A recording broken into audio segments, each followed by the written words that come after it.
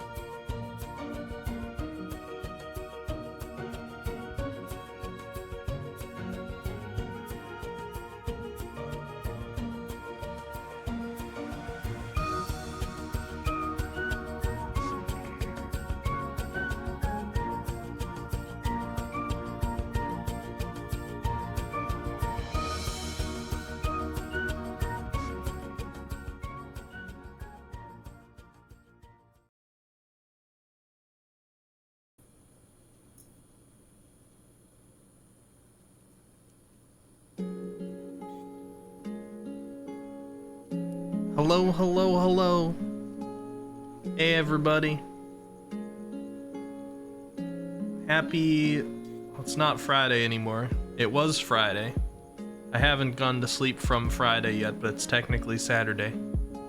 How y'all doing?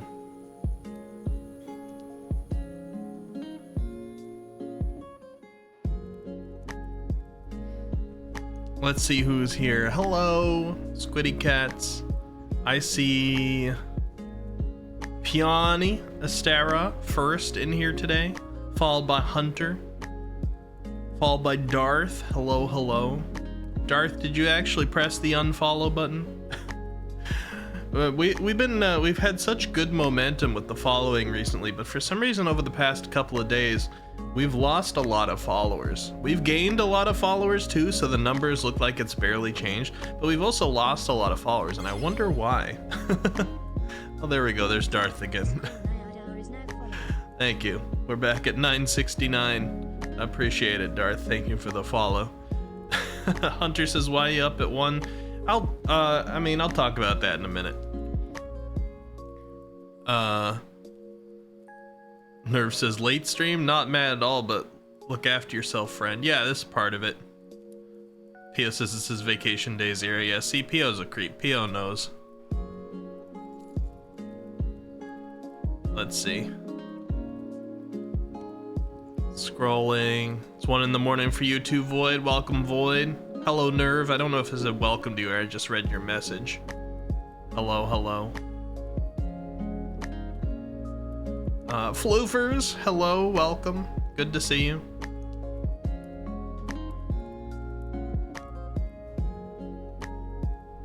Vaughn, hello. That's strange, so many fell off. Wonder if they were bot accounts. Some of them I think were, because I did have, I had a couple of days in there. One day, 3 people followed me, all within like a couple minutes, and they were all accounts that were created in March 2021. And then a couple days later, a couple more accounts followed me that were also March 2021. And they followed at the same time, and they were never in my stream. They were while my stream was down. So I got a couple of random bots joining, or at least it appeared that they were bots, which are probably, they get slowly cleaned up by Twitch as Twitch becomes aware of them. So some of that is definitely the case, most likely. How you doing, Vaughn? All right, guys. So I gotta give you a little warning here, okay? I don't know entirely what this stream is gonna be tonight, but today we had some unexpected stuff, and you see how I said the title's gonna change after we start? Well, I'm changing the title now, okay? There. It's a warning. I gotta talk about some sad stuff, guys. And I want to let you know that because not everybody wants to hear sad stuff, especially late at night, especially at the beginning of the weekend. If you're upset, like if you don't want a downer mood, I completely understand if you wanna head out. But I gotta talk about some sad stuff a little bit. All right. Thank you for the head pats, Nerve. But first off, the good thing, and one of the reasons why I'm here up at 1 a.m. is because today was my last day of work before a vacation. So I am officially, I worked today, but I am officially now starting my vacation. So that's the good stuff. Means I don't have any work to have to worry about tomorrow. I'm probably gonna let my sleep schedule go a little bit, at least for part of the vacation, to enjoy myself. So don't be too surprised if we get some streams at unusual hours, or streams that start at usual hours but go long. That is likely gonna be the case, especially because even though it's gonna be really, really, really, really tight to try and get to try and hit 1,000 by the end of the year, I think we'd roughly have to get 10 followers per stream that I have left in order to get there, and we never get 10 followers in one stream. Hold on, I think the music's a little loud. But even though it's gonna be tight, I'm still gonna try for it, and when I have a vacation, I can stream a little bit extra, so. Anyway, though, since I mentioned the sad stuff, and I'm sure people are curious about it, since I said it, I won't wait long to get into it. I just wanted people to know before we started, in case you're in a good mood or you're about to go to bed or something and you don't want that spoiled. I completely understand. All right? That being said, I didn't think that I was gonna stream tonight because I have had a rough day, guys. I also thought that if I was gonna stream, I wasn't gonna talk about this, and I was just gonna stream to try and get my mind off of it, but I don't think that's gonna work. So instead, I'm gonna be transparent with you guys, and I'm gonna talk about what's gotten me down today. So I was talking, first off, it's not the worst. Don't assume the absolute worst when I start my story this way. Okay, I'll get to the details. I was talking about how Darius was sick the other day, and for those who don't know, Darius is one of my 3 cats. It's the one that I'm most closely bonded to, and he's the one that the Squiddy Cat mascot of the channel is based off of. Well, he continued to be sick, and he continued to get worse sick, to the point where he had to go into the emergency vet tonight. And I've been reeling from that a little bit, but like at first I was like, I can't stream. I'm gonna bring negative energy in if I do, or I'm not in the right mindset. And then I'm like, a few more hours went by, and I'm like, okay, I think I might have to stream because I need to distract my brain, but maybe I'll pretend like I won't bring this up on stream. And then a little bit more consideration later, and I'm like, you know, I gotta talk about it. I gotta vent a little bit. So Darius has been sick. He's been not eating. We were trying to get him to eat. We had already taken him to the vet one time earlier in the week. It wasn't for an emergency, and they gave us some appetite stimulants for him, and we've been like feeding him from a syringe a little bit too, just like straight into his mouth, to try and get him to eat. You know, we've been treating him, but he's been refusing to eat more and more, and he's been losing weight. And recently, he started jaundicing. Now, I don't know if you guys know what jaundice is, but jaundice is when you start to see yellowness on lighter parts of your skin. So in humans, your skin sometimes turns a little bit more yellow. Your eyes, the whites of your eyes sometimes turn a little bit more yellow. It's a sign that the liver is not working right, that the liver's not processing out the toxins. You start to jaundice. So Darius has got liver problems, and he's not really eating right now. And so he's gone to the vet. He's currently there right now. My sister's a vet tech, she's with him. My mother's there. And we're gonna figure out what needs to be done. But there's already an estimate that it's probably gonna, even if, like, what they need to do is keep him in inpatient care over the weekend and get him scans and things like that, see what's wrong with him. And probably get him a surgery, depending on what is wrong. They haven't had the opportunity to give him a CAT scan yet. We're waiting on that, so we'll have to see. But there's an estimate that that's gonna end up costing me probably more than $5,000, which is also quite a hit. But I'm not as concerned about the money as I am about him. So I've got a lot of stress and pressure on me today. So forgive me if this stream ends up being short. Forgive me if this stream ends up being random, like we talk about this at first, and then I stop talking about this entirely and jump into a game to distract myself. I don't know what this stream is gonna be. We might go into Minecraft, it might be just chatting, it might be Liza P, I don't know. I just felt like I had to come in and talk to you guys. Get a little of this off my chest. Keep you guys in the know, because you guys know Darius too, especially people who have been around for a while.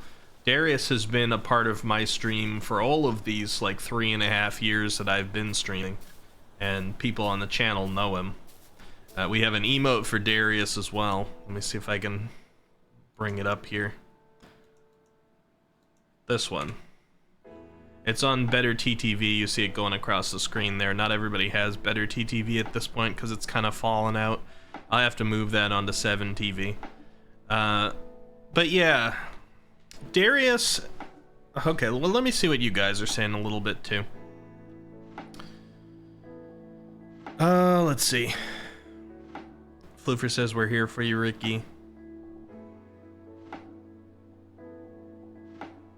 Take a break for your vacation, not from Twitch, just from life. Yeah, Twitch is, I don't want to take a break from Twitch because Twitch is good for me.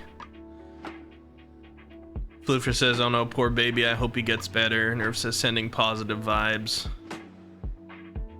Yeah, a CAT scan, Void. Pio says, we'll keep Darius in my prayers. Eki sending love, thank you. I hope he gets better, sending love and good vibes. Thank you, Floofers. Yeah, it's tough, because Darius is the cat probably in my life. Let me think.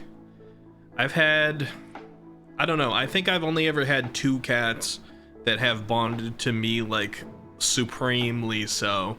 One of them was a cat back when I used to volunteer for the Humane Society.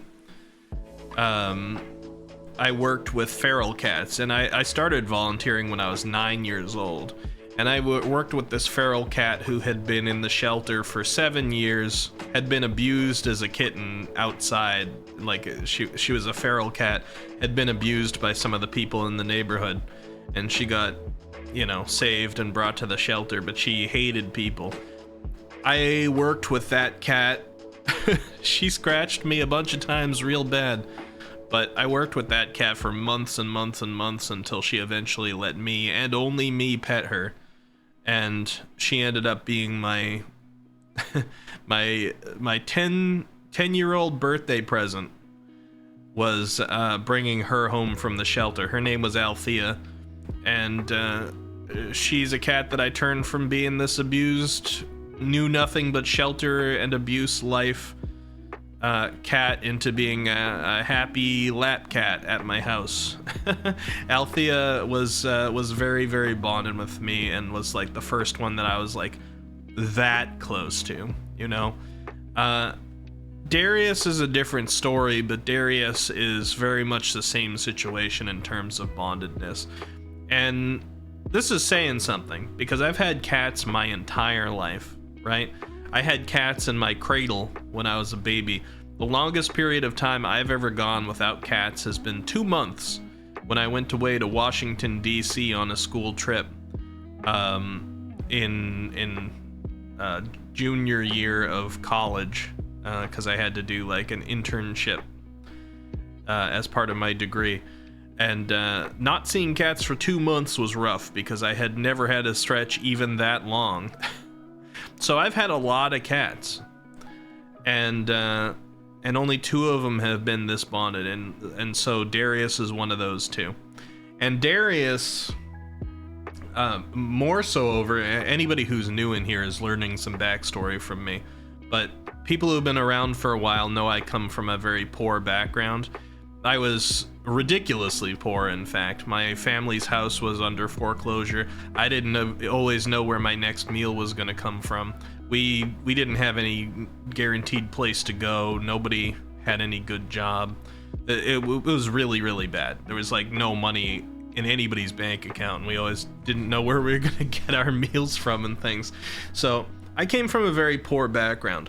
So starting early on, I worked my way up to having money, which meant I had to work my way through college, and to secure my computer science jobs that I have today. Long story short, life was really, really brutal and continued to be. My poorest time was probably toward the end of 2016 and then early 2017. And it wasn't until like August 2017 that I finally got a job from the college and started to make money.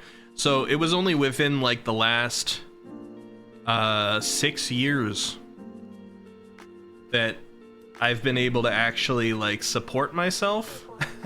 And within that time, got a house and got my mother and sister to move in here with the cats and made sure my family was safe. And I'm proud of that. But 6 years out of my entire life, it's not a lot of security time. And Darius was with me back when things were tough. Darius was there for me when other people weren't. Darius was there when I had like no money. He was always the priority. And he got me through so many stressful situations when I had nobody else to turn to. And it might be a hot take. Some of you might understand. I saw there some cat owners in chat. I prioritize my cats over people. I'm sorry, but my cats have been like one of my sole reasons for existing through most of my life, and have never betrayed me. People have.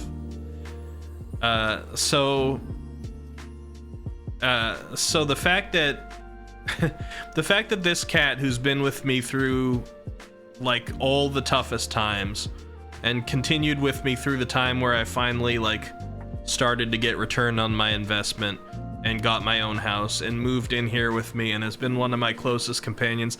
The fact that he is very sick and there's a chance that I might lose him, it's been very tough today. And hello, Hanyo, we're talking about sad things, I apologize. But hello. So Darius is currently in emergency care at the vet. And we just gotta hope the best for him. But I wanted to inform you guys for multiple reasons. First off, I feel good talking to you guys. Secondly, a lot of you have known Darius for years as well. Darius has been a regular part of the stream. I wouldn't want it to be a surprise if anything happened. Thirdly, it's good for me to get it off my chest and talk about it a little bit.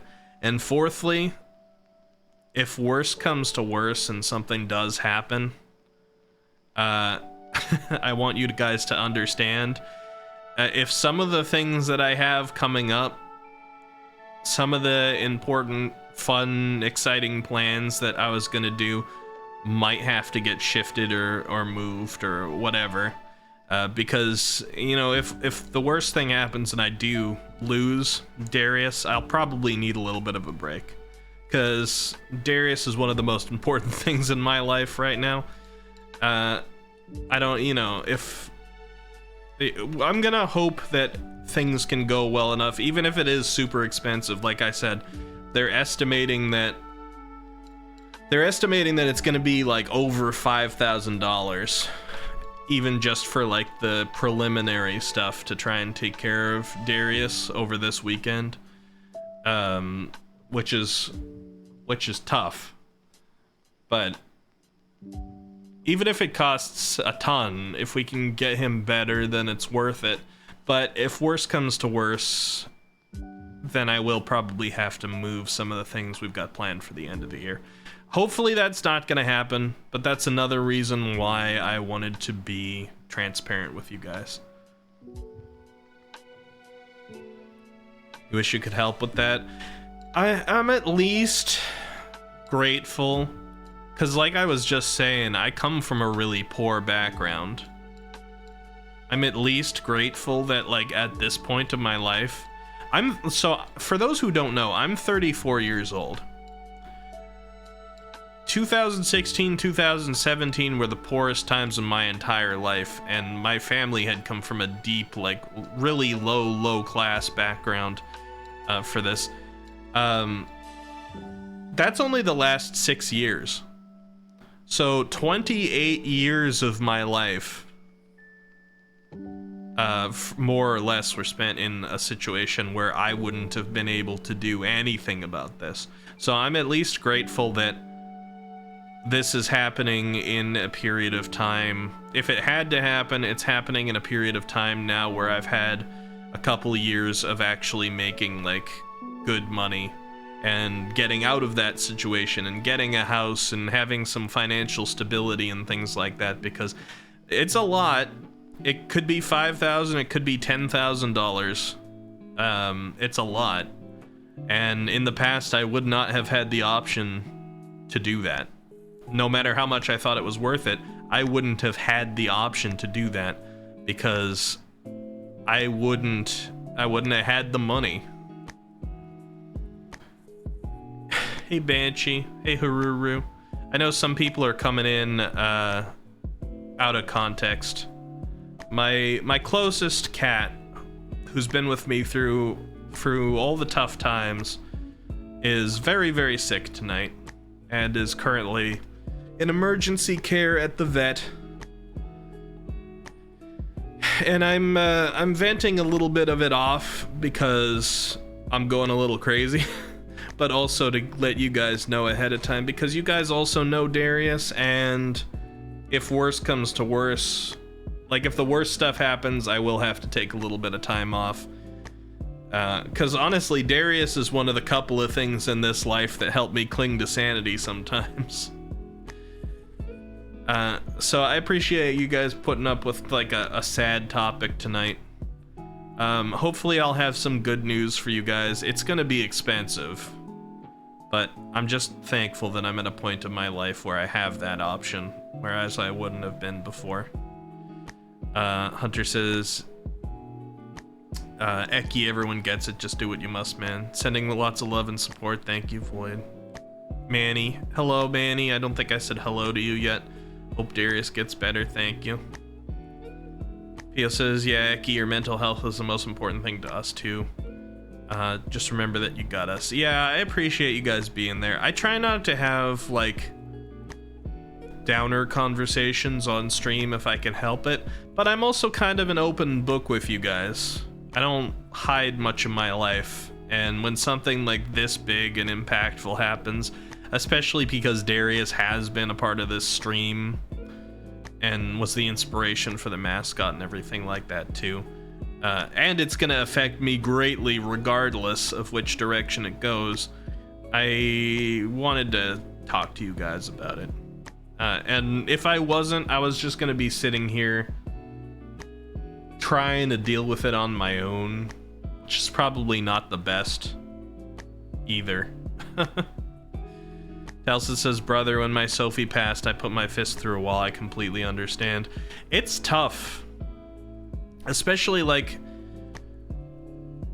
I don't know how rare it is to kind of prioritize pets above people, but, like, a lot of people at least understand the idea that losing a pet is like losing a family member. For me, cats are more important to me than people. I could... I feel bad saying this, but I could lose a lot of people in my life and not feel as strongly as I would by losing my closest cat. And that doesn't mean I don't care for those people, but it's just, you know, cats have been my life.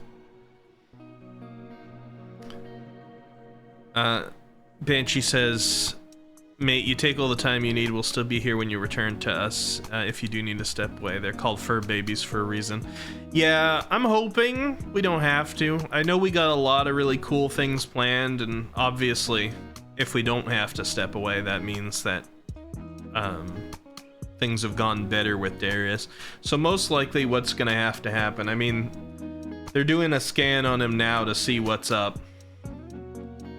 But since his liver's not really working and he's refusing to eat and he's losing a lot of weight, probably what they're gonna have to do is do a surgery to install a feeding tube on him for a little bit until he starts to get some of his health back, and he'll have some medications he needs to take and things like that.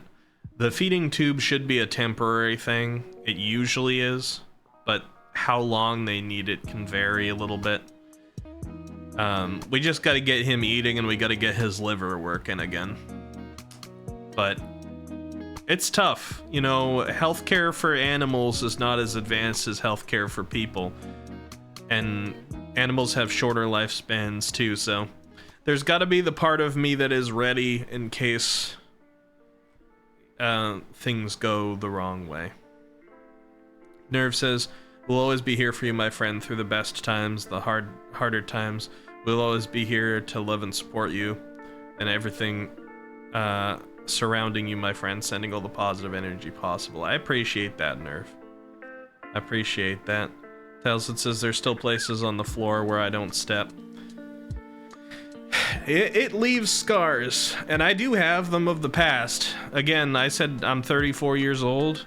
I've had cats since I was in the crib.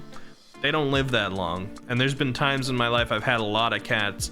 I've been through a lot of loss, but there's only 2 cats in my entire life I've bonded to as heavy as I have with Darius. So it's gonna hit me real hard if something does happen. Elva says it's true. I understand, Ricky. I'm gonna send lots of support your way. Thank you, Elva. I appreciate that. And Hanyo, you too. Thank you. I'm probably here, like, tonight. First off, if I have to quickly go away for a minute, it's because I'm waiting on news on my phone. I've already had, before stream started, I've already had a couple of calls from my sister and my mother as they're working through this because they're keeping me updated. So there might be times where I quickly step away and I'll come back to the stream just to take a call or something like that. Because they're out, but I'm going to be paying for this. Also, though, I probably will change the subject away from this pretty soon. Because I wanted to get it off my chest, but I also kind of need to distract my brain from it.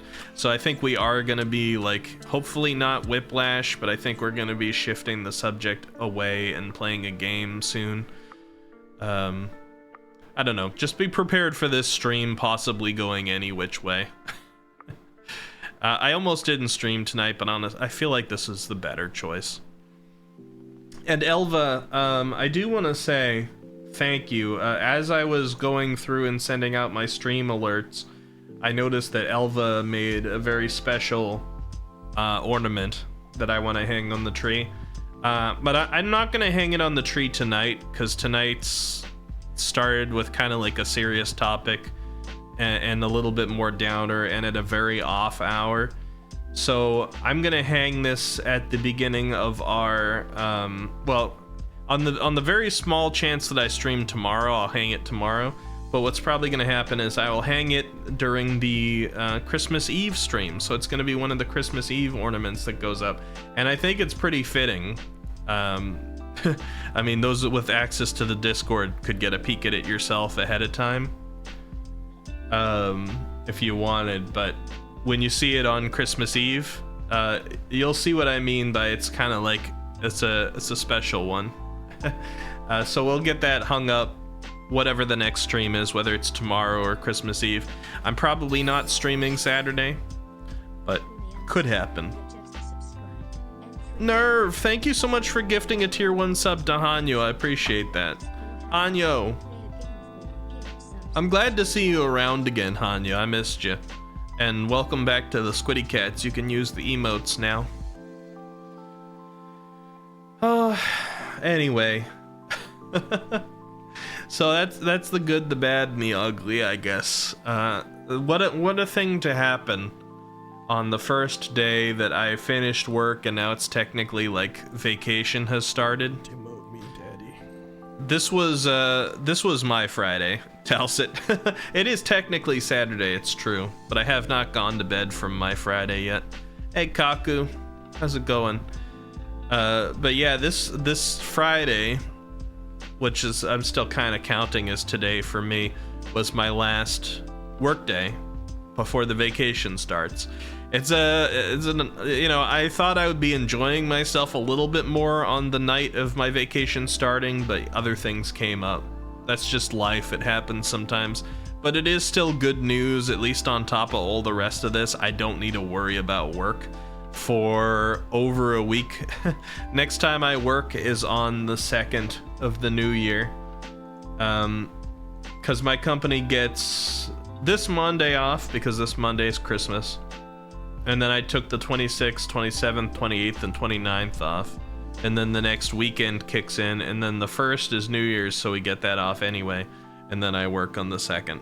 So, you know, silver linings, I suppose. My work has been really brutal lately, at least, like, if negative stuff did have to happen, at least it happened when I don't have to worry about work as well.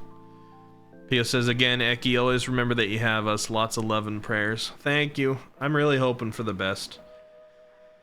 I'm gonna put my phone down here at my side to make sure I have it in case something happens. Remember, if I vanish quickly, I'll probably just go to the starting soon screen or something. If I need to take a call or if I need to answer a text or something, but I'll be back. In the meantime, I haven't decided what I wanted to play yet. I was like, I might go into Minecraft. I might go into Lies of P. Lies of P, like, I don't know. Maybe it's a little more fighty than I need right now. It could be both, that's true. I was like thinking about going in and doing a Darius monument in Minecraft tonight, but I don't think that's gonna help me distract my brain. Maybe that'll be a Christmas Eve activity. But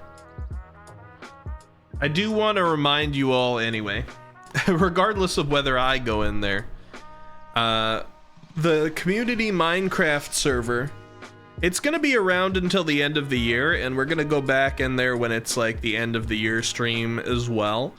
But it has been very heavily like holiday themed. And our next planned stream is Christmas Eve. So on Christmas Eve, I'm planning on going in there and giving the server a thorough look down. I want to see what everybody was up to, what everybody's completed by Christmas. I want to get some people to line up together in front of like the North Pole that we have there and the Christmas tree that we have there, and take some pictures, maybe take pictures by some people's houses and things. And I might make some of those pictures into like little greeting card style things and put them on Discord, you know, like holiday greeting cards people send out. So if you're around to join the Minecraft server on Christmas Eve, I know some people will be busy doing their Christmas Eve. Some people will be busy attending other Christmas Eve stuff on Twitch. But if you're around to be part of that on the Christmas Eve stream, please join in so that you can be a part of the photos that we take and things like that. Vaughn says maybe play a game that will bring you joy, but what you play tonight could become imprinted with the emotions you experienced tonight. I don't like, knowing me, that's probably not gonna happen. I usually do well having a distraction. Like, I need to have a period where I process my emotions, and then I have to let myself get distracted by it. And that usually works best for my brain, and I usually don't taint something with the experiences. I guess it can happen, but I think it should be okay. And strangely enough, like, even though Lies of P is fighty and hard, it might actually be what I need to distract myself, but I'll feel it out in the next couple minutes here and decide. Hunter says, alright, sorry I gotta bounce so soon, but my brother got COVID just today and we're visiting him since he'll be sick during Christmas, so I gotta get up early for groceries and going down to where he lives around 8 or so. Love you, bro. Hope the best for Darius, and make sure you eat and sleep. I want you alive, not dead. So does Darius. Thank you, Hunter, and I hope your brother gets better quickly. It's nice that you're getting to go see him anyway. And hey, if I do play Lies of P, I know you joined during Lies of P recently. You got some investment in that. The VOD will be up. So don't worry about that. You'll be able to catch up as well.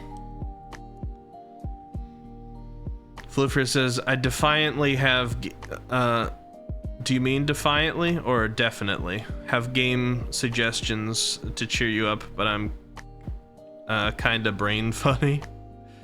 There's a lot of options I have. I actually slightly considered playing Kingdom because I was talking to Pio on Pio's stream the other day, and Pio was like, oh, I used to play this game called Kingdom 2 Crowns, and I'm like, somebody else knows Kingdom? Because not too many people know Kingdom. Kingdom is a little indie pixel game. I played it when the first one came out. It was just like a single player, shorter, less completed version of Kingdom. 2 Crowns came out later and was kind of a bigger, better experience. 2 Crowns, you like went to multiple islands and multiple people could play at once, and they had some more features and things. I think they might have updated Kingdom 1 to have an option to go move on to multiple islands too. But I almost thought about playing that just because it's kind of a relaxing game for a while. It can get stressful eventually, but I don't know. Anybody else here besides Pio and I know Kingdom? It's kind of got a neat design. I don't know if this carried into 2 Crowns, but you can play Kingdom with one hand, which I always think is interesting. No like weird one-handed playing jokes, okay? I'm talking about an actual design perspective. Kingdom is done as like a left and right moving thing, and then you tend to interact with things by either pressing like down or up in different scenarios. So you really just use your arrow keys to move left or right and interact using down or up. And there's no other buttons. Now, I don't know if 2 Crowns kept that, but the original Kingdom did. And I thought that was cool because like you could really kind of just like lean back and like just relax and have your hand resting on the arrow keys and play the entire game there without needing to worry about anything else. It was kind of interesting. Also, very pretty aesthetic. Pio says, oh my god, I love that game so much. We're definitely gonna have to have a 2 Crowns collaboration at some point, Pio. I had no idea you knew that game. I've met very few people that that have known it, and I've never played 2 Crowns. I assume it keeps a lot of like what makes Kingdom, but I don't know. There's just something so satisfying. So for people who don't know Kingdom, you start as this king or queen on a horse, and you're just in a land. I think you got a campfire, maybe. You might not even start with a campfire. You might have to build that. You might start with like a couple of coins or something like that. And you build a campfire, and then that campfire is kind of like your base, right? And then you can use a couple more coins to like hire on a knight or something like that. And Caligon, hello. Welcome, Raiders. Welcome. I should change the title pretty soon. There's a warning, we're talking about sad stuff, but we're kind of not anymore, so don't worry about it, Raiders. We'll switch it around. Welcome. What were you guys doing? Let me pause the lo-fi here and get you a shout out so we can see a clip. Happy Friday or Saturday. Let's see what we get today. Oh my god, Beans, what is... Oh, it's quiet. Hold on. Profile picture. There we go. Okay, that's cursed. That profile picture's cursed.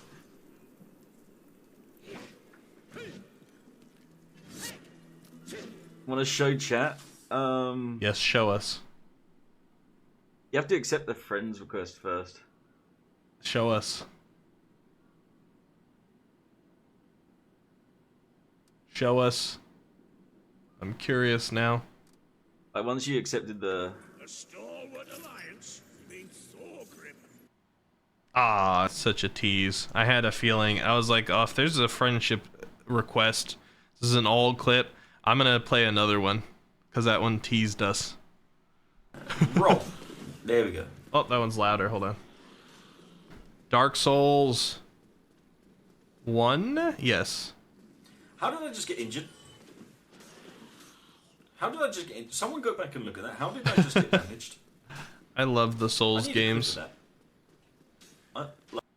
Strangely enough, I went so many years without playing the Souls game. I say so many. I went like 2.5 years without playing the Souls games as a streamer, because I played Dark Souls 1, 2, and 3 before I ever started streaming, and Bloodborne actually, and Demon Souls. So I played them all before I started streaming. And then when I was streaming, I'm like, they're kind of long games and I've experienced them previously, and I usually prefer to stream things that are blind for me, like I don't know what's going to happen next. I think that makes the coolest experience. So even though I love the Souls games so much and I play so much of them, I didn't stream them until like 2.5 years in. And then we finally streamed Elden Ring, which was a new experience to me. So I finally had a Souls game that was going to be a new experience. And then I'm like, you know what? I can go back and stream Dark Souls 3 if I do something I've never done before. So we brought in Dark Souls 3 with a mod, because I'd never modded any Souls game before. So we did the randomized enemies, randomized items, and poorly translated mod all together for our 900 follower celebration. That was a great time. And now I'm like, I just want to do more challenges. I want to do more randomizers. I want to do more Elden Ring runs. We're currently doing Lies of P for the first time. I'm loving the ability to actually have some Souls content. And Cal says, oh yes, I stubbed my toe on the step and took 20% health. That's Dark Souls 1 for you. How are you liking Lies of P? I'm liking it a lot. As somebody who enjoyed Bloodborne, it's got a similar cadence. It's not as flowy as Bloodborne. It's definitely like a little bit more clunky, and some of the enemies sort of magnetize onto you a little bit more. I've noticed like you can't really just run around the outskirts of an enemy and backstab them like you can in a Souls game too often. Sometimes you can when they're in certain animations and things like that, but yeah, you gotta often there's a lot more like reason to dodge backwards, I would say, in Lies of P. Dodging backwards in most of the Souls games is like 90% of the time it's a noob trap, It's what like newer players think they gotta do, but it's almost always the bad decision. Lies of P, I feel like you really like have to sometimes, which is interesting. But I am enjoying it. We might even end up playing some of it tonight. Dodge forwards, yeah. Although I do love the fact that after From Software got known for the Souls games for so long, they finally released another Armored Core game, and they hadn't for such a long time. So pretty much anybody only knew them as Souls, and they released another Armored Core. And because their brand had gotten colored so much by Souls, the Armored Core that they released had a very Souls-type feeling to it, at least in atmosphere and some of the camera work and some of the way the gameplay worked. But a lot of Souls players went into Armored Core 6 thinking that they could dodge forward through attacks. Armored Core did not give you iframes. Armored Core doesn't do that. So a lot of Souls players were getting frustrated and dying regularly because their Souls inclinations, their Souls habits were coming out in Armored Core 6, and you can't do that. You can't rely on the iframes in that one. And Kel says, some timing stuff bothered me, like there felt like a slight input delay that consistently bothered me. It certainly feels that way with the guards. I'm trying to adjust to it, because there's the perfect guard thing, and that's sort of how I'm trying to play. I'm like, it would be really cool if I could get this perfect guard thing down. And I'm getting used to it, but I always have to press it a little quicker than I think I need to. I'm adjusting my timing so that I press it quicker than I think I would have to press it for the enemy's attack to actually hit me, because I used to time it the same way that like I would time Dark Souls parries, and my character didn't even look like they started the blocking animation before I got splatted by enemy attacks. It definitely feels like there's a little bit of an input delay there for sure. Flipper says milk eggs Pobu Roby? The one badly translated guy? I don't know if I understand the context for that. Elvis says stumping your toes is deadly IRL and in Souls. It can knock your soul out of you in real life, for sure. Sekiro mechanic, yeah. I actually didn't have any problem with that mechanic in Sekiro. I do feel like someday I gotta go back and give Sekiro a chance again. I had a lot of issues with it when I first played it, but like, I think almost all... Oh, I didn't start back up my lo-fi either. I'm like, why does it sound so quiet? I think almost all the issues that I had with Sekiro were made 1,000 times worse by the fact that the game was incredibly buggy at the time, because I played it right after release, and I was really disappointed because From Software games don't tend to be that buggy.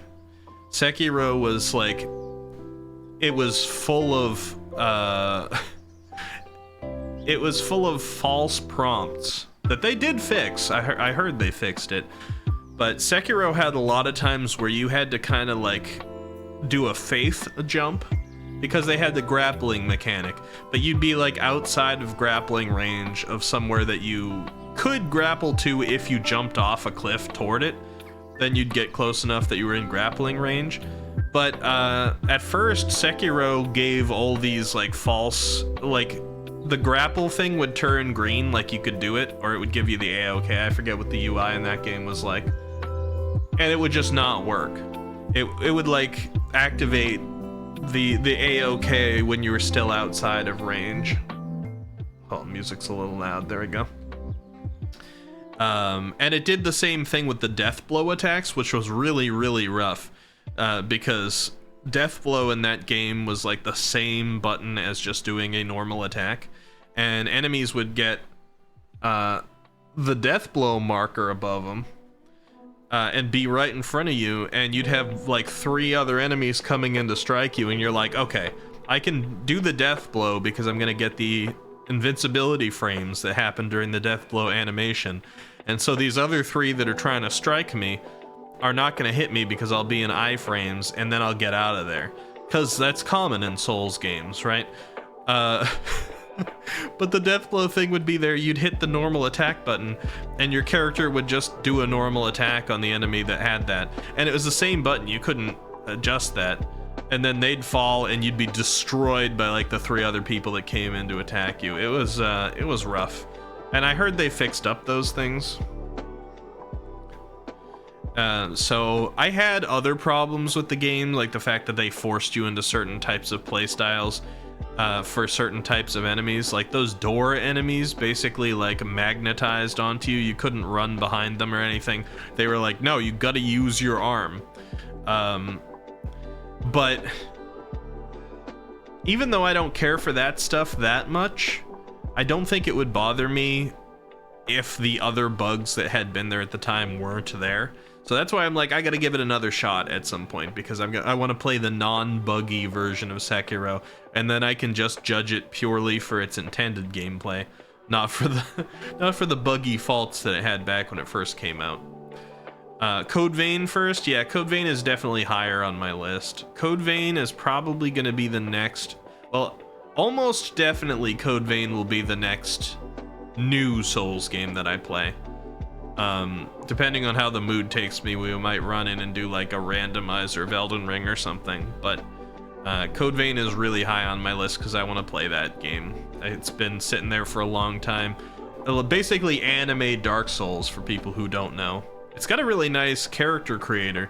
I've already done 2 streams of Code Vein, but it was purely just the character creator because I wanted to make some of my VTuber friends back in the day in the Code Vein character creator, and then just send like screenshots to them. That was just a fun little activity we did on stream a couple of times.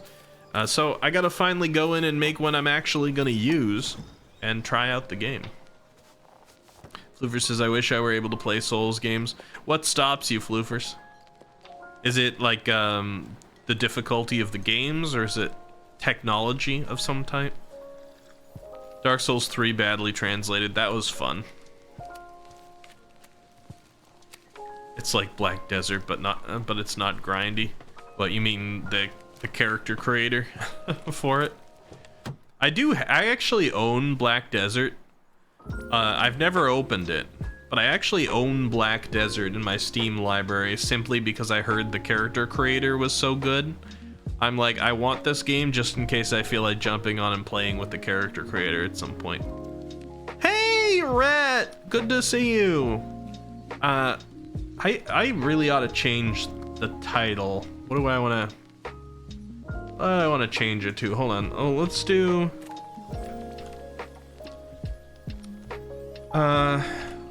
playing some late night games to celebrate the holiday vacation. It's not the most exciting title, but we're done talking about sad stuff right now, so now it's more accurate. There we go. Welcome, Rat. I hope you've been having a good time lately. I missed you as well. And also Froggy, hello. Guru says I got Black Desert for free. Good for you. And Cal says I tried the new Lords of the Fallen and it worked fine for about 20 minutes. Then no textures ever loaded. Reloading, resetting didn't work. This was on console. I heard really bad things about the original. And then when they were remaking it, essentially it's a remake. What was it? It was like, it was Lords of the Fallen 2, and then it was like the Lords of the Fallen, and now it's just Lords of the Fallen, right? The exact same name that the first one had. So it's just, we gotta call it like what? Lords of the Fallen 2023? But yeah, I've heard a lot of people complain about this one too. I don't know why they can't seem to get Lords of the Fallen down. It makes me like very hesitant to try it myself.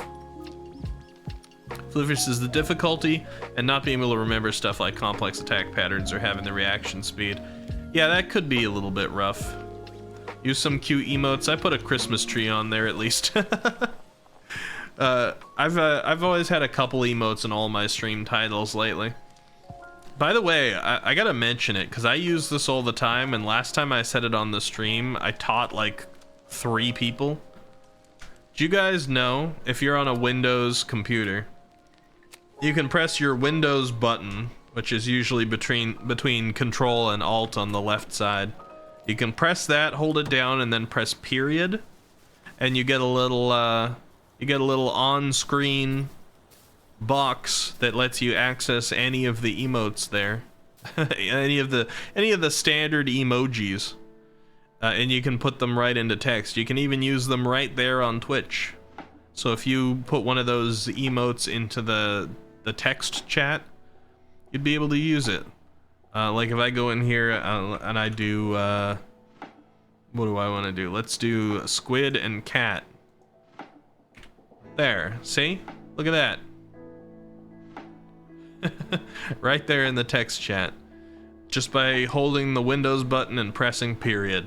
There's a shortcut for you. P-P-O-P, P-O-P-O-P, P-O-P, P-O-P-O. We getting the song stuck in people's heads again? There's a couple things from the Peoniestera channel that sticks in your head and your soul. The song will always be there playing in your brain. But if you've ever been on the receiving end of a PO judge, which most people have if they've been over there, the sound that sticks in your head is PO's judging that sticks to the soul. It's a soul worm. If the song is an earworm, the is a soul worm. Period. It didn't work. Ricky. Oh, did you hold the Windows button and then type out period? I doubt it. I bet something else inside there, like Windows P, Windows E, Windows R. Something else in there would have probably caused something. I'm never not in the judge mode. Well, I'm talking about receiving judgment from PO. Unless you mean you're like permanently receiving judgment from PO, Matres. And Cal says, oh, Kenchi been hitting me with your stare emotes? Oh, of course. They're powerful. PO has like 5 judging emotes now. Valk, hello! What do you, I think this is your first time chatting on this side. Good to see you. What do you prefer to be called? I have seen you elsewhere. I have to admit, PO's is iconic. Of course it is. I mean, PO and PO for different reasons. PO will a lot while listening, or while kind of confirming something that she just said. You'll most frequently hear it in welcome, but the you put an H on the front of there. It hits your soul. You're always receiving judgment, Matreus. That's fair. That's fair. I completely understand that, having had you on my stream for years. You're pretty much always receiving judgment from me too, Matreus. Just Valka's fine? Okay, good. I guessed right. It's criminal PO isn't like a 1K tuber? What, you mean follow count? Because if you mean follow count, she is. Oh, viewers, like viewers all at once? I think she'll get there, I believe. That's just not usually something that starts immediately. I gotta admit, I had a little bit of a skewed perspective on Twitch when I first came in, because like the very, very, very first time I ever came in was with Felicia Day, but I didn't really look at the rest of Twitch. And then the second time I came in to Twitch was through Genie, Potastic P, who already had like a 2 million, well, I mean, with MXR had like a 2 million person community on the other side. So came here and immediately had like thousands and thousands of followers and viewers. It growing from nothing, especially after 2020, with like the extreme saturation of streamers, it takes a while. It takes hard work and then getting noticed. You usually get noticed at some point, but it's the hard work that gets you noticed. And Rad, thank you so much for the 2100 bits. Thank you for telling on Pio that Pio threw 2100 bits at me. I appreciate that, Rad. Felicia and Potasic both come with established fan base. Yeah, so I had a slightly skewed perspective. Now, I had no delusions that the typical person starts on Twitch and gets thousands of followers on their first days or anything. But I didn't have a good perspective on exactly how hard it was to grow from scratch back then. And I got a year of streaming experience in trying to sort of learn the ways, and then I kind of did learn the ways, but I realized that I had bit off more than I could chew in terms of the schedule on year 2. Actually, we'll talk about this in a lot more detail during our end of the year stream, because I like to go back and look over things again. 2022 had a lot of like time off because I was like, okay, I've realized I've unlocked this new passion that I legitimately want to make big, and now I've started to understand how things work. So how do I work my life out so that I can actually do this consistently enough to meet those things?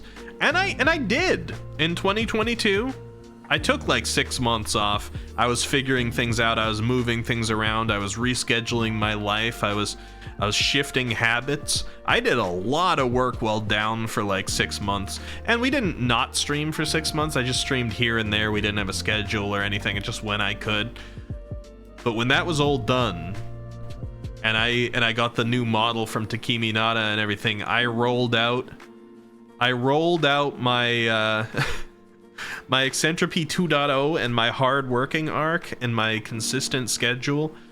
And man, has the momentum has been great after that, and the fun that we have has been great after that. And having like the consistent schedule, like having people know when they can expect you.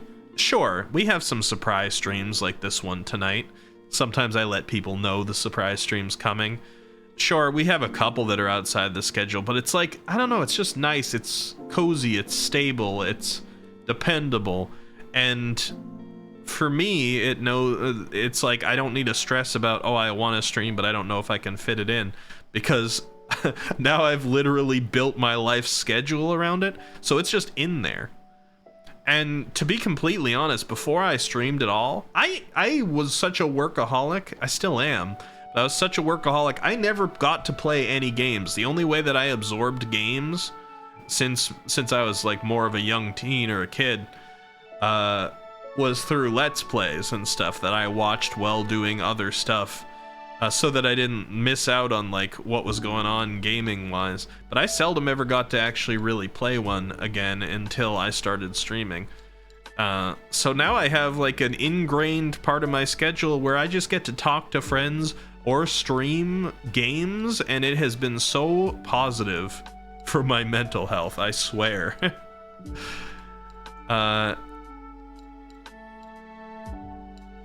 And yeah, you're right, Matreya. She already had an audience. It's a very different experience, but that's why it like skewed it a little bit. Just be like mass builder of viewers / begging.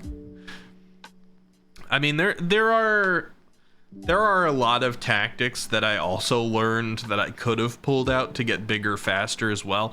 But I'm also trying to get big while being genuine.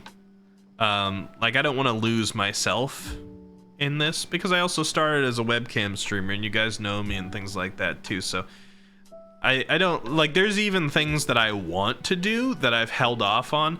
Like there's a couple giveaways that I want to try out. It's an experimental arc, right? So I wanted to try new things. I got some giveaways I want to do and stuff, but I didn't want to do those before we hit 1,000, because I've had this 1,000 follower goal for a long time and I want to kind of like meet that naturally.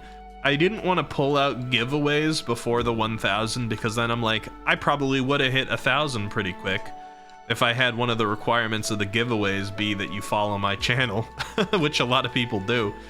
I could have broken 1,000 already easily, but like, I don't know. I wanna grow to 1,000 a certain way, and we're so close now. And then I can experiment with some other stuff a little bit too, but just some stuff I want to do for fun. But like, regardless of how I choose to experiment to grow, I want to keep myself in there. And Ankel says, a few years ago, all you had to do was go viral on live stream fails. Now, especially after COVID, the pool is very full. Yeah, so we entered a VTuber, like not just a VTuber, streamer depression, right? Because 2020, not only did it line up so that like streamers and VTubers were starting to get noticed more, and Twitch like had been a height of a good age before it started like doing things too weirdly. Like, it was doing things just weirdly enough that it made content and brought attention onto itself, but there were not that many streamers. There was a lot, but there weren't that many streamers, and the VTuber bubble was then and all this stuff, and it was easy to go viral. Now, I'm not saying anybody who started in 2020 had an easy time. I started in 2020 and I started from scratch too, but so many people started in 2020, and then in 2021, and then in 2022. And the thing is, as time went on, more and more mandates and things that kept people inside from COVID started going away, but more and more people were joining Twitch and other streaming platforms. So you had the saturation of streamers out there going up. Like, the number of streamers was going up, but the number of viewers was going down, because people who were just viewers on Twitch had more of their life coming back. They'd be out of the house more. They weren't working remote. They were able to go to parties with friends or out to bars or whatever it is. Like, anything that took them away from their screen was starting to come back. So viewers went down, streamers went up, and we went into a depression, especially during the time where it was a little bit more novel to go back out again. I think that right now people are actually starting to come back to it a little bit, because they're like, I touched grass again, and now I'm like, you know what? I'm kind of missing the fact that we were all stuck inside during 2020. So they're coming back to stream. I've noticed a bit of that. There's a little resurgence going on. So it's a good time to pick up some momentum now. And Ankel says, dude, I think we share a brain. I'm on the same wavelength. Yeah, I did notice that you're like, well, obviously you guys know Ankel streams, because Ankel just raided. You should check him out. But, so there's definitely the wheels are turning on that side too. I won't use my same hardworking ARC term. I'll let Ankel define it how he wants, but I'd say you guys are probably gonna see some things happen over time there. Floyd says, if you get super popular, do I get bragging rights for being here early-ish? Joking? Well, it doesn't have to be joking. If I get really big, you can be like, I was here before he hit 1,000.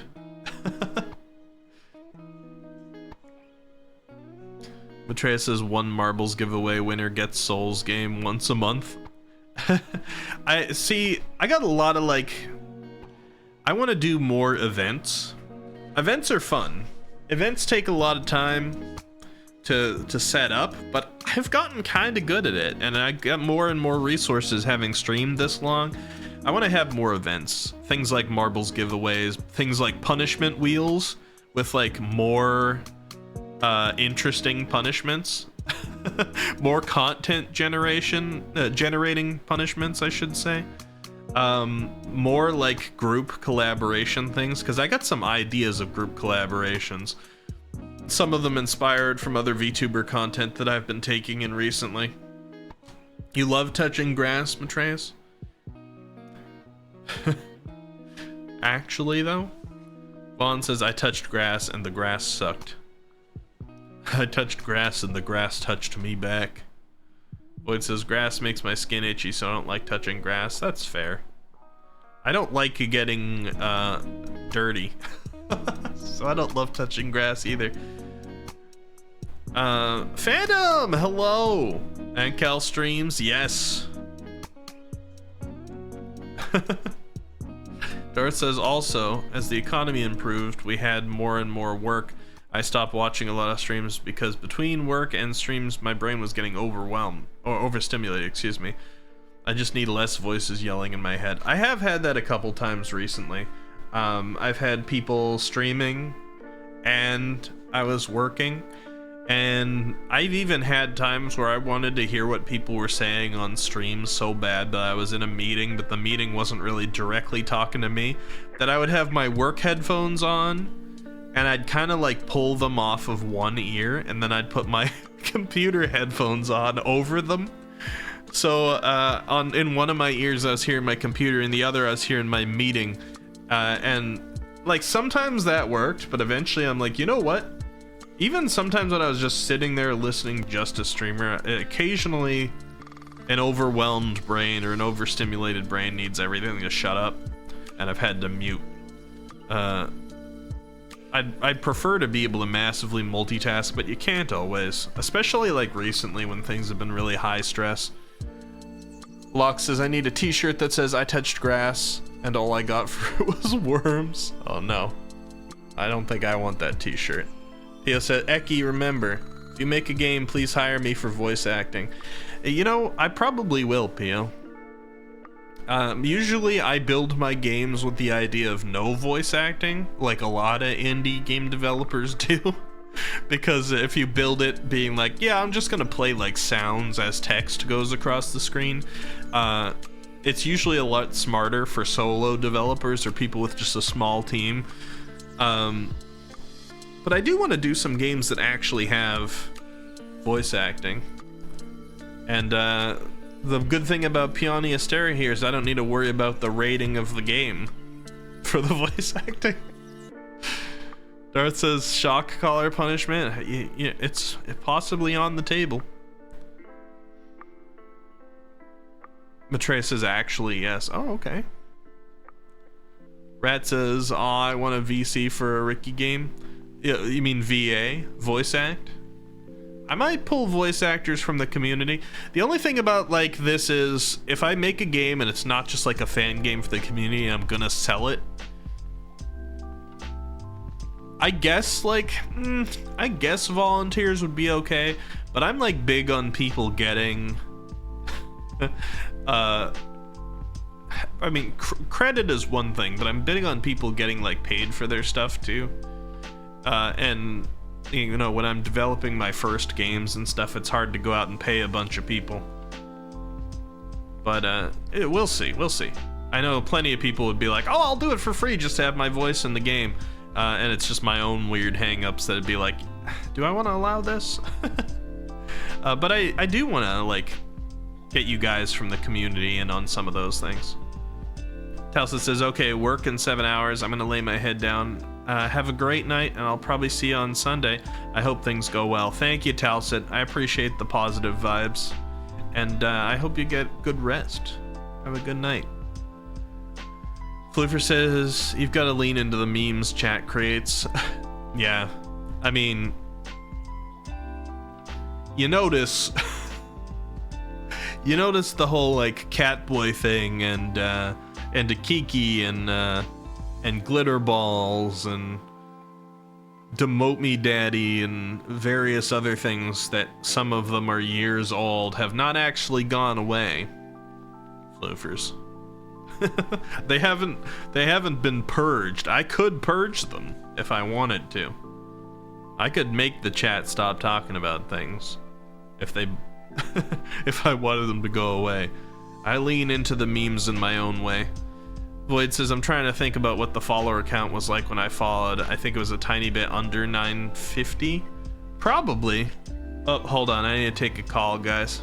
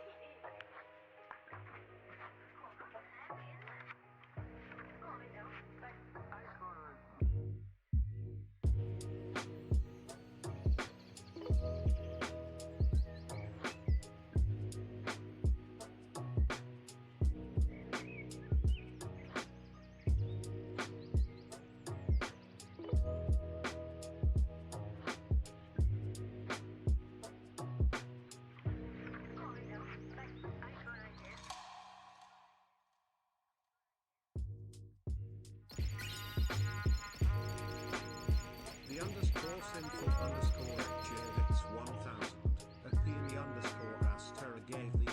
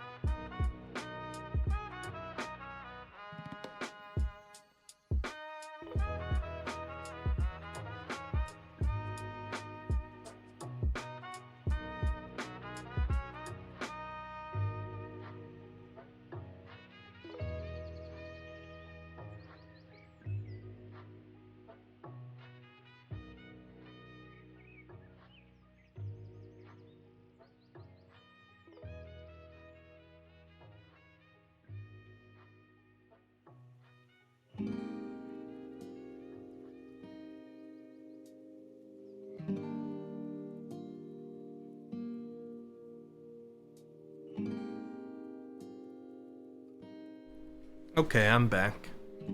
Hello, hello. Oh, is my tracking messed up? Hold on. Okay, that looks better. I'm back. Let me try and quickly catch up here. Trey says I'll volunteer to VA work too. Oh, nice.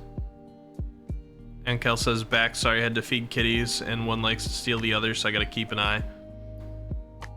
We've been talking about cats tonight. Or says the silent main protagonists. Well, silent protagonists are just like having people talk through text. Shock collars are actually against TOS. How come so many streamers do it? How come so many streamers do it then?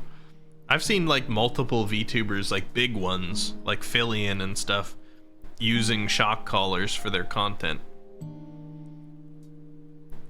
Huru says, you gotta need to know how to act too, it's not just a voice. Oh, very true, yeah.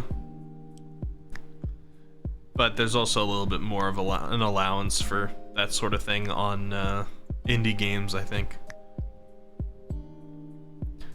Void says, if I could actually supply high quality vocals, I would also volunteer to offer some VAing. But I don't have a good mic. I've been told I'm good at acting. Well, who knows where you'll be at when I need that sort of thing, Void. It's not like I got a game ready for voice acting right now. The call, we wait for news. Okay, so for those who don't know, I don't want to bring like everything down again, but my close bonded cat, Darius, the one who the Squiddy Cat mascot of the channel is based off of, is very sick. He's got liver issues, he's jaundicing, he's not eating, he's losing weight rapidly. He had to go into the emergency vet tonight. So I'm dropping off for a couple of calls. I'm expecting another one in a second here, so we'll have another break. As Darius is being looked after, we're gonna see what we can do. He's gonna need to stay at the vet over the weekend. He's gonna need an ultrasound. He's possibly gonna need a surgery. The first deposit that I was just informed about on the phone call that I just got off of was almost $4,000, and there's gonna be more after that. That's a deposit. So it's a lot of stuff, it's a lot of money, it's a lot of stress. That's sort of what we were talking about at the beginning of the stream, and I shifted away from the sad topics, but that's what's going on tonight, and I wanted to get everybody informed because a lot of the people on this channel know Darius. He's been part of the stream for years. We've had an emote for Darius for years, and again, like the Squiddy Cat was based off Darius. So when I'm getting calls here, it's about Darius right now. Currently, we're not really gonna know anything new until sometime tomorrow when the ultrasound can be done, but he's being taken care of right now, and that's the best we can do at the moment. It's gonna be pricey, but it's worth it. I'm just thankful that I'm at a point in my life where I can actually spend this money because I was poor for so long. I'm just like getting heartbroken thinking about if this happened 6 years ago. And, you know, them saying that kind of number meant there was absolutely no way. Because we didn't even have $100. Like, my entire family combined probably didn't even have $100 most of the time. Boyd says, if I could... Oh, I read that one. Fingers crossed. Thank you, Pio. Sinful says, oh, well, Ricky is gone. I'm gonna blame Pio and Bounce. Thank you so much for another 1,000 bits. Pio, Rat. If you've actually bounced, Rat, maybe you won't see this, but I do appreciate it. Thank you. Valk says, do you create your own art assets for your games, Eki? I do. So far, the ones that I have in development are pixel art. I do have a background in 3D modeling, because I actually got a degree in interactive media and game development, and I learned from some greats out there. So I have created 3D models from scratch and rigged them and made them game ready, and I've done 3D game worlds in Unreal Engine and stuff like that. But it's quite an undertaking for one person. If I'm doing solo game development, you don't usually go for the 3D route. It's becoming more and more accessible, but it's tough. So I'm sticking mostly to pixel art at the moment, and I feel like I'm actually pretty good at it. But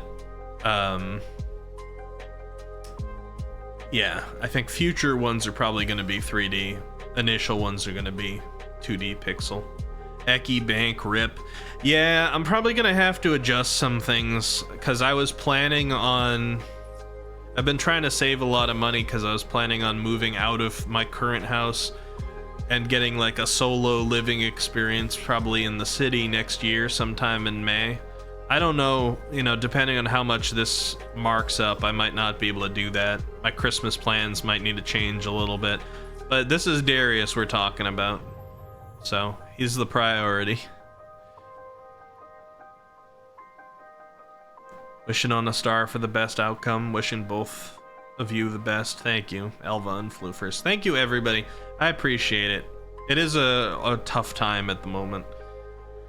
I'm just hoping, at least like I keep saying, I at least have the money to do this now. The constant fear of being poor and having like pets and stuff too is like this sort of thing comes up and you don't even have the option to get them the care that they need because we didn't have anybody. We didn't have any money. We didn't have anybody who would lend us money. We didn't have access to anything that would... We couldn't even open a GoFundMe or anything back then. Not that those are easy to do. Haru says, hey, a good beat 'em up game is all you need to get yourself out there. Yeah, I have a couple in progress, and I haven't been doing as much work on them lately as I should because I've been... All of my extra time that I put toward creativity has been going toward like my redesign or like the next version of my VTuber model and some stuff for stream. So stream has been getting priority entertainment wise from me for a bit, but I got like 2 games in progress for the most part right now that I do development on sort of depending on where my mood is at that day. Sometimes it's nice to have 2 going. Because there's one that I consider the primary game that I'm working on, but if I get in there and I'm like, my mood is so different from the primary game, I have a secondary game that is a very different feel. And so usually if I don't feel like working on one, I can work on the other. That's a tactic I took when game development was the only hobby that I had, because I was working nightly on those things. It's like I'd work nightly on the primary game, and then if I was really not in the mood for that, the secondary game was an easy one to go to, and it kept me like advancing both of them. I need to go through some period soon where I dedicate a lot more time to game development, but I got some things I'm trying to get done for stream before then. Hey Zach, how's it going? Hello. I hope you're having a good one. I gotta figure out what we're doing because I've currently been live for about 2 hours. We talked about we've talked about good things, we talked about sad things. I hadn't really decided what game I wanted to play, but it's almost 3 a.m. for me. Now, I know that I'm waiting on another phone call here, so I've been delaying just a little, seeing if I could get that call first. But maybe we'll do just like a little bit of Minecraft or a little bit of Lies of P after I get this phone call and celebrate a little. Because tonight's stream was originally supposed to be a celebration of the fact that Friday, which I'd like to say was today for me. Technically, we're a few hours into Saturday for me. But Friday was my last day of work before a vacation that's going to last until the 2nd of January. So I can do the dad joke thing and say I don't have to work until next year. But next year's right around the corner. Can you guys believe it, by the way? 2024? I feel like I've only recently gotten used to writing 2023 on my documents. Now it's gonna be 2024. Feels like a significant number for some reason.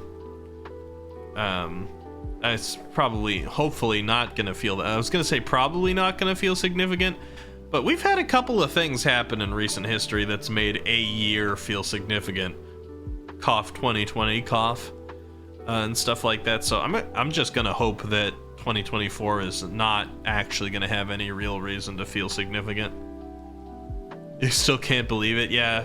I mean, like, now that it's technically the 23rd for me, Saturday, Christmas Eve is tomorrow. Technically. Christmas is the day after tomorrow. Next year starts, I'm gonna call it 2025.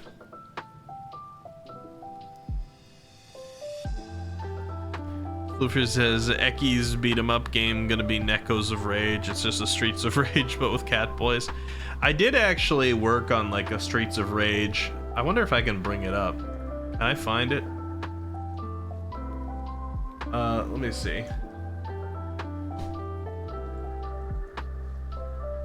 What I was gonna say is I worked on a little bit. I played around with a Streets of Rage engine. Like, I was making it. It wasn't an engine that existed out there.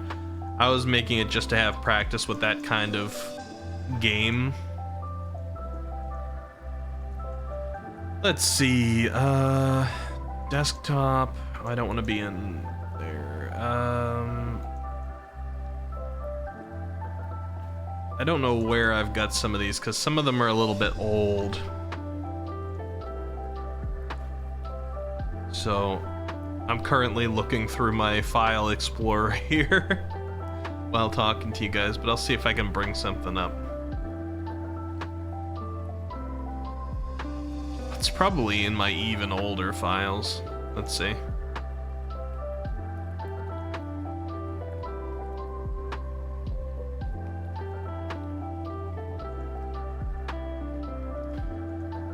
On my old computer files, on my disk drive. Is it that old? Sometimes I forget how long ago it was that I worked on some of these things.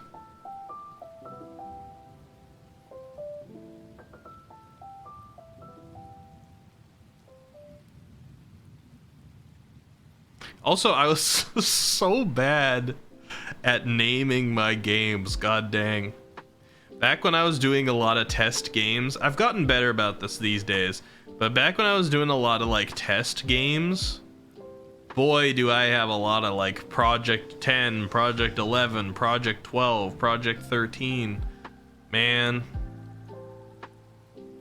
Ricky from that time knew what each project was, but Ricky from this many years later is like, could you please have named your games better? That'd be a lot of help.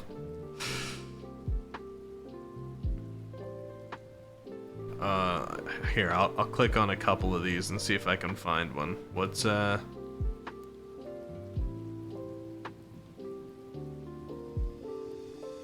Project 7? Let's see. Oh wait, I do have this one. Hold on, let me open this. Let me see what state this is in.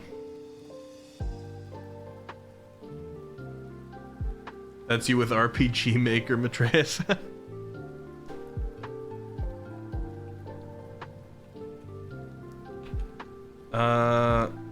What's my control scheme here? Okay, that's not quite in a state to show off. No, yeah, that's not good. Dang, I thought I found a good one.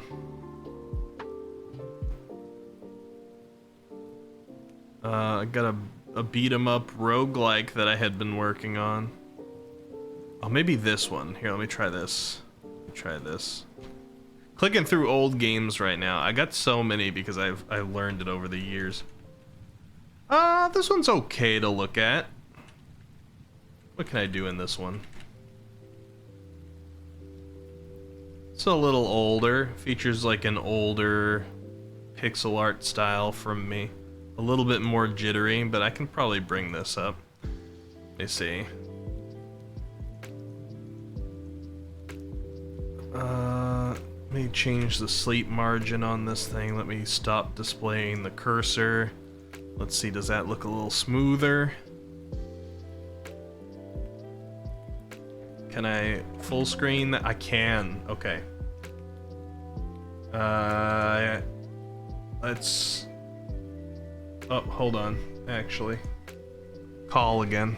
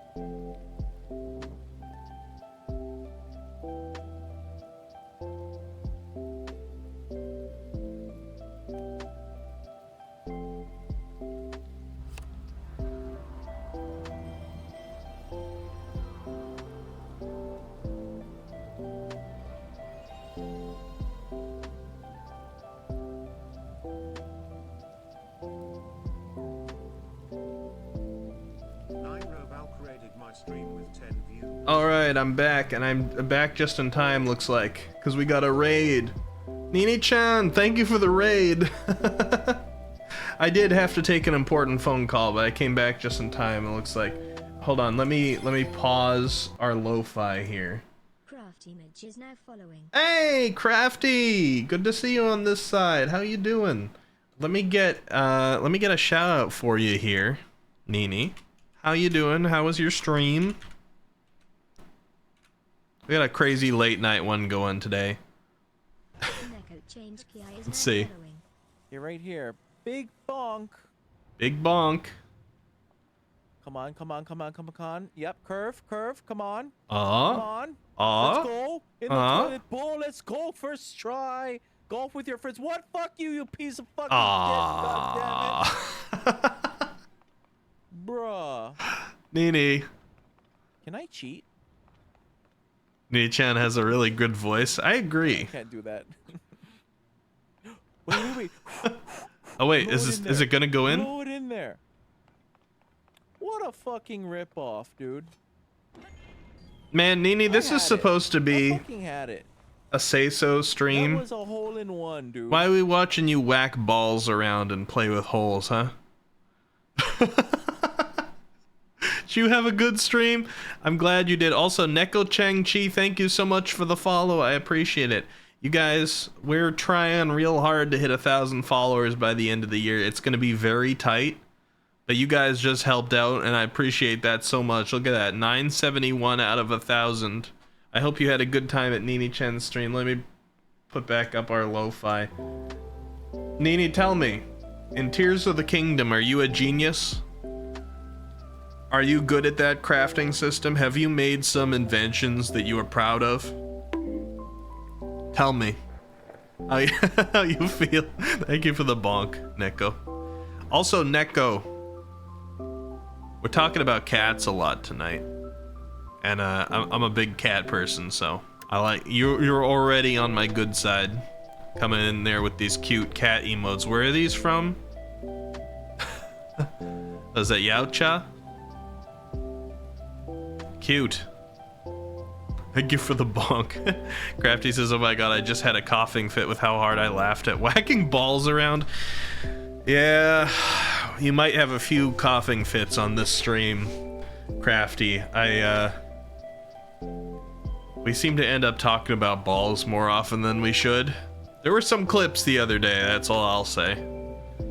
I think that I helped personally inspire Castrelia to now be a ball streamer. I mean, Castrelia had a whole ball stream the other day with a segment dedicated to me. I'm not sure how I feel about that. Nin says, I have made things that help me progress and drown those lazy seed hellspawn. Okay, doesn't fill me with the most confidence, but you sound a little bit like a mad scientist, so I'll take it. Neko, behave. That's alright, we got bonks for a reason. Before you guys came in, well, before I had to run and take a call, which you guys came in like right after, I was just emptying my bank on my own cat, because my cat's at the vet right now. Hopes and prayers, okay? My cat's at the vet. I just had to like empty my bank account. Not actually, but certainly dent it. Over the phone, so that's why I had to go take it. I was like, I had to check 5 times to make sure I muted stream, because I was going to be reading my entire credit card information out loud, like right in front of my mic. So I'm like, I had better make sure I'm muted here. I was, don't you worry. But before that call, I was about to show off Game Maker, because I am a prospective game developer, and somebody brought up fighting games. Who was it that first said fighting games? Was that Haruru?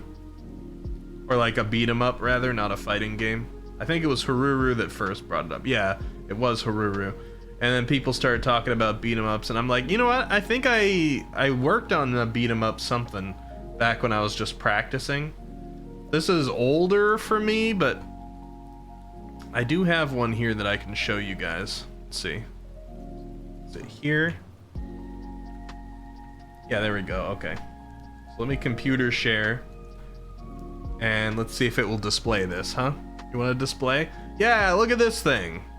Look at this. This is just like a test scene thing, and this was just a practice project. But I had this like Streets of Rage style, like cyberpunk kind of setup here. This is older pixel art, older programming and things for me, but I got a character who can walk around. They can like punch. I got like a punch combo here. We got a Streets of Rage situation going on. I can run. We can hit things. I do actually have lighting going on here, although I don't think I have too many dynamic lights to show it off. This character is not always this dark looking. If there's more light on them, their entire outfit lights up. It's just those green parts in both the glasses and the parts on the outfit glow, which is cool. I think if I step into this, oh yeah, you see like a little bit of a lighting change here. See, I can get lit up by this like harsh neon sign. That's kind of cool, right? I've got a couple of other characters here. One of them was gonna fight me right here. Yeah, I don't know. This was just sort of a practice project at some point for me to try things out. I think my pixel art's gotten different and better than this recently, but maybe this is slightly more realistic looking. But yeah, this is like Streets of Rage style. I don't remember who joked about Neckos of Rage or Streets of Necco. Who was it who said that? Was that Floovers?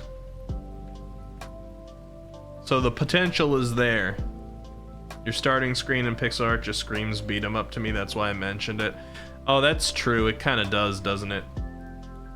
That was you, Floofers. I thought so. So for people who don't know, my starting soon screen is this. This is currently the Christmas themed version of it, but technically this is like at a very, very technical level in terms of development. This starting soon screen is a game as well. This was created in Game Maker and Rat, thank you so much for the 1,000 bits. I appreciate that. Ricky Too Cool, thank you so much. This was created in Game Maker and this was just published as a .exe. So this isn't a video or anything. This is like all those snowflakes that are being rendered and going behind things and the background and stuff. They're moving real time and with actual programming. It's not just a video. It's just this game is currently completely non-interactable because it's just for the starting soon screen.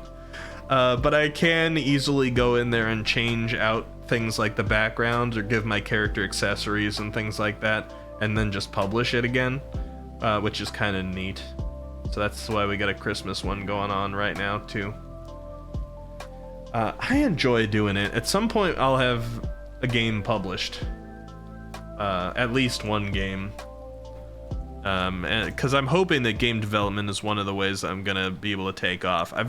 It was my like only real passion before, or at least like the outlet for my passion, but I have since discovered streaming as a passion as well. So now my like desire is that I'll find some balance at some point where like streaming and game development together can carry me without like my normal job.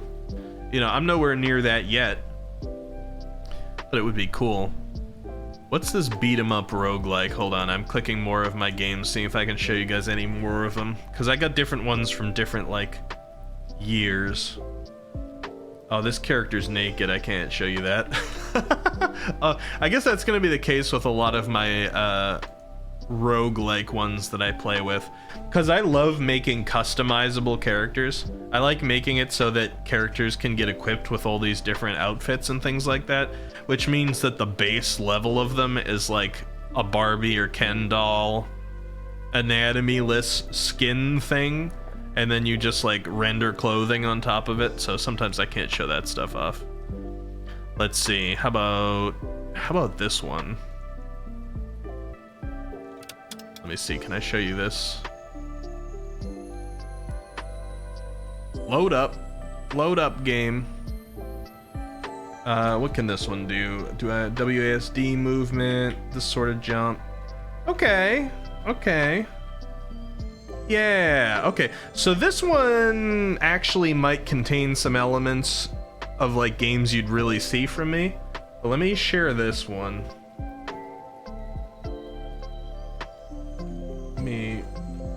Oh, can I not full screen it?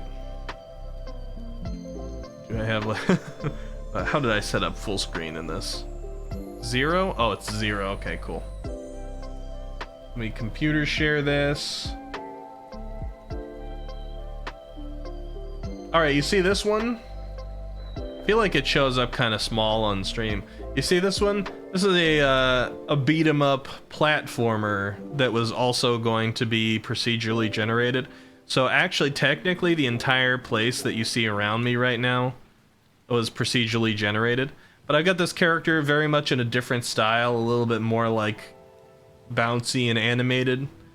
I don't know how well you can see them on screen, but we got a platformer thing. I can jump, I can duck, I can grab onto ledges and pull myself up if I want to. We got a little like combo thing here going on. Oh, whoa! Six just subscribed. Hanyo, thank you so much for the gifted subs. What is that? Hold on, was that five subs? Thank you so much. Congratulations to West, Mouse Cop, Hata, J Blair, and Spray and Pray. Hey, you got Spray and J Blair in there, huh? Thank you so much, Hanyo. I appreciate that. Awesome. Congratulations, everybody who got the subs. Welcome back in the Squiddy Cats. You can use the emotes again. Hey, you got approval from Pio too. That's hard. And West, yeah. Froggy, hello. It is a goober. I was showing a couple of my game development things because people were curious. Haruru, thank you so much for gifting a tier 1 sub or subscribing actually for 16 months. I appreciate that. Starting a train, it's already level 3, man. I appreciate that. Thank you so much, everybody. All I'm doing is showing off games right now. Little bit of a different style. This character actually has kind of a squid shirt. I don't know how well you can see. I don't know where of like zooming it up. But Hanyo, thank you again for that. That's awesome. Jump around. I can do combos. I can attack while I'm midair. I can go over and punch these little pig things. You know what these things were gonna be called, guys? These little guys I can beat up on, they were gonna be the basic like minions of this. They were gonna be called Porklopses, like Cyclops, but Porklops, because they're pork. That's what they were gonna be. Punch, punch, punch, punch. I got no sound effects in here yet. Pio, thank you also for continuing the sub from Leo and Froggy. What's going on? I appreciate that. Thank you so much. Why are you guys suddenly gifting? Got almost level 4 hype train going on here. Get some inspiration. I think this game also had a dash. Look at this. It's like a slide dash thing. You can hold it down for less time if you want to go a shorter distance. I think like you could push enemies by walking into them, but you could also like slide through them. Like if you wanted to get past them real quick, or if you want to get past 2, you could do the hold for like the long slide. Yeah, this had some neat stuff, and let me see, can I figure out? Oh, this was my my screen shake effect. Look at that. I had it bound to a key so I could test it. That'd be like if a heavy enemy was walking or did a massive attack or something. I think if I press M, yeah, M, look at that. Binding of Isaac style map going on there. You see that I'm in this like one room. If I proceed into this next room, the map moves with me, keeps me centered, but you can see the place. There's different sizes of rooms here. Like I can drop down into this one because it's platformer style. I'm in the lower area. If I were to press what, space, I think? Yeah, I have now generated a different map. This was procedurally generated. Elva, thank you for subscribing and pushing our hype train to what, level 4? Is that where we got to? The banner is going by, let me see. Yeah, level 4, thank you so much, Elva. I appreciate that. Guys, I don't know where there's a hype train going on right now. I gotta show my games more often. I don't think it's related, but I'd like to pretend it is. But yeah, this was a procedurally generated engine. I had this one little like start room area just because I wanted to test grabbing onto ledges and like having some enemies here. But I had all this different logic in place to generate maps. If I hold this up, you see that map? It's way different than the last one we had. If I press space again, different map, different map, different map. I could generate a whole level this quickly so far because I'm not populating anything really. But I had all the logic in place to put like different tile sets and different objects and different enemies in every single room, and you'd have a different experience traveling around these dungeons, procedurally generated platforming. That's cool. Anything that was like a little edge like this was generated with one of these little green squares. You wouldn't normally see that in the game, but these are all color coded just for testing purposes. They were generated that way so you had something to grab onto.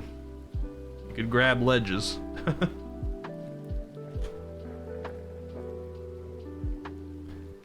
You really like the style? Thank you. This style is likely going to show up in one of the games that I actually publish. This is a little closer to recent things. There was a game that I was working on for a bigger streamer. We brought up the name a couple of times, Potastic P. For a little while I was working with Genie, Potastic P on a game. Let's see if I can find it here. That didn't end up working for a couple of reasons, but still, it's cool looking. So let me pull that up, because I also had like a test environment here.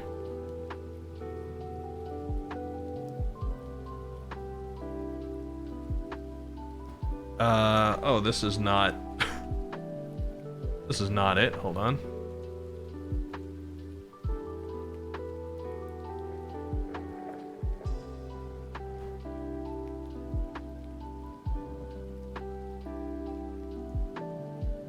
Hold on, I'm looking for it.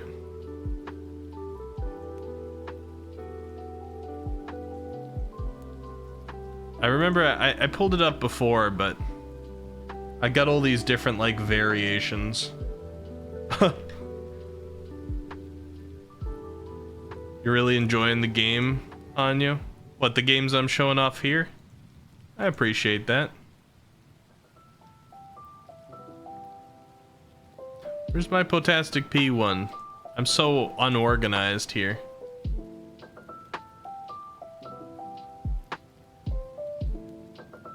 Oh, you know what I bet it is? It's on my OneDrive. That's what it is, isn't it? Okay. Hold on. Users, yeah. OneDrive, okay. Game projects. I always forget that some of them I worked right off the OneDrive. It's smarter sometimes, so that they don't get lost if something happens to the computer. Yeah, there we go. Okay. This one's also just like a test. All of these are really like test stuff. Wait, why doesn't this want to pop up? Yeah, I hear.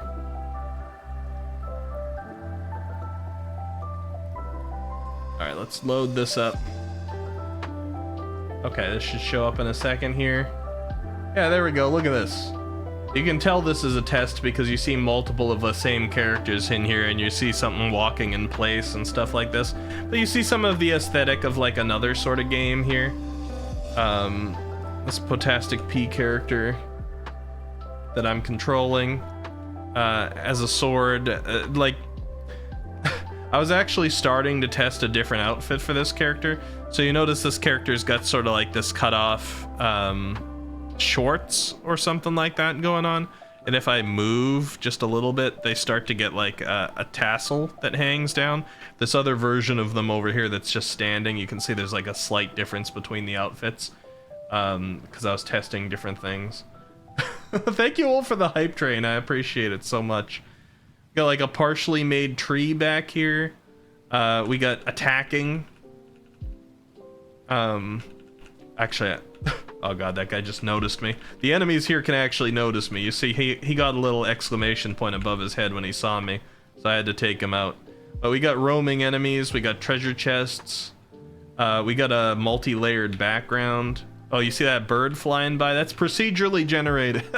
Well, more like randomly for the birds. You'll see a bird fly by occasionally. So there's like animated things in the background, like the bird. Look at how that background moves separately. You see all those layers? You see those layers of pixel background? That was gonna look amazing when it got a little bit more detailed. Even the ground in front of my feet, we got like little strands of grass that stick up in front of the feet of this character. I got full attacks, jump attack. Do I have a roll? I had a roll, but it's not animated yet. So it just looks like I'm going invisible for it. But I can crouch down. Look at that. Yeah, active enemies. I don't know. This is even more modern, my style. If I talk to this tiny one here, we get like this like test dialogue stuff. And this was gonna be like first boss guy here, this big wooden plank wearing goblin guy who would have tried to punch you. There's a lot of the good elements in here that I'll salvage for future games. Once again, no sound effects. You don't tend to bring sound in this early, but sometimes I do, just to be able to visualize everything a little bit better. But yeah, anyway, it's just a little look-see into some of the game development stuff I've done in the past. All pixel art, all 2D so far. Like I said, I do have the history experience doing like Unreal Engine 3D levels, 3D modeling and things like that back from my schooling time, but it's a heavy undertaking. It tends to take like a good month to complete even a single 3D model that's like fully rigged and animatable and things like that. So if you want to make a whole game out of 3D models and you got to put together level design and all that, that's a lot. Hey, Jose! Welcome, Raiders. Hello. Happy birthday, thank you. Raiders, we've been having a crazy stream tonight. I know it says playing some late night games. The only games that I was playing a minute ago were some of the the game maker games that I myself was developing. We were just showing some practice game development that I had done in the past. How are you doing? What were you playing? I think you started with Minecraft, right? So Jose, I'm gonna pause the lo-fi. For those who don't know, Jose is a long-term friend of the channel, and has had some of my... Pio, you did it again. Pio, you did it again. Oh, message only to be seen by Eki and Jose. Okay, it was on purpose. I'll give you that then, Pio. Oh no, Jose allowed it. Now it's seen by everybody. Anyway, Jose's a long-term friend of the channel. We've done a lot of collaborations together.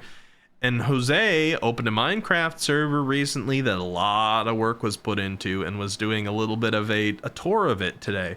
But then it looked like you went on to playing God of War, Ragnarok, Valhalla, I believe it is, the Valhalla DLC.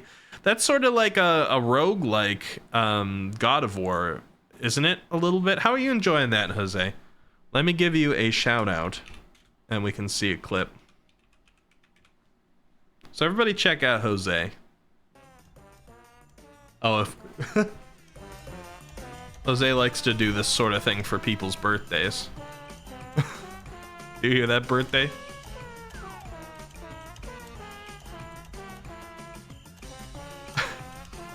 I always find it kind of cursed, but also hilarious at the same time. This is Jose's birthday tradition. You did this today, Jose? Oh.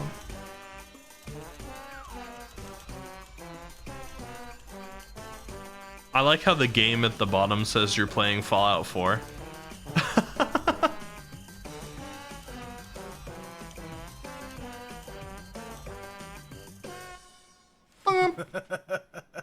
That last little note there. Happy birthday, Echo.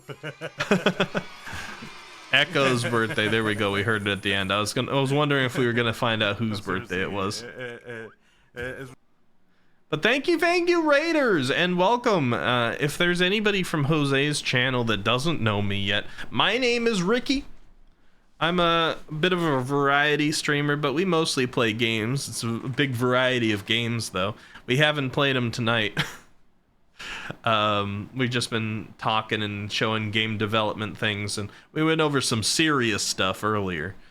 But I'm also aiming toward a big follower goal that was going to be for the end of the year. It's going to be tight, but there's still a chance.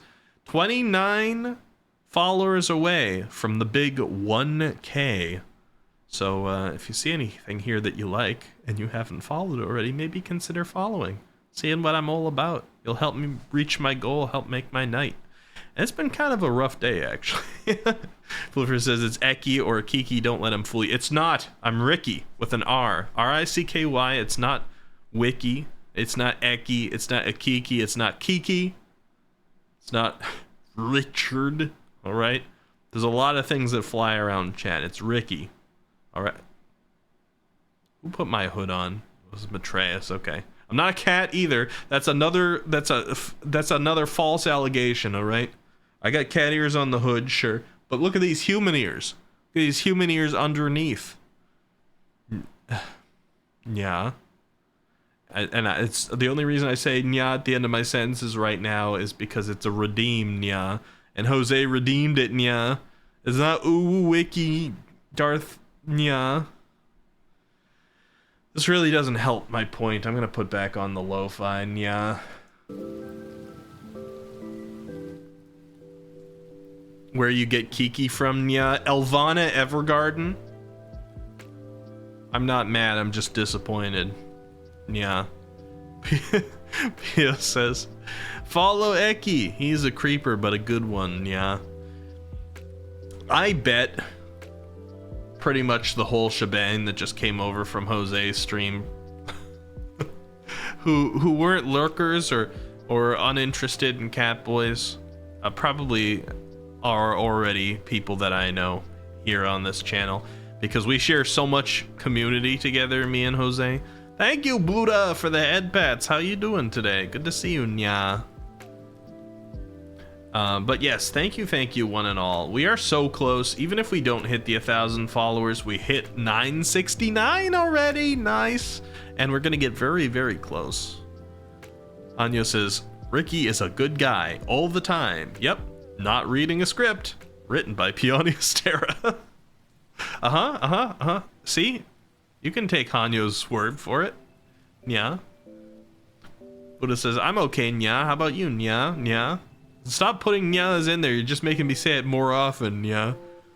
Elva says, oh my gosh. Not the disappointment. Oh, wait, yeah. Excuse me. Elvana Evergarden says, oh my gosh, not the disappointment. Nya.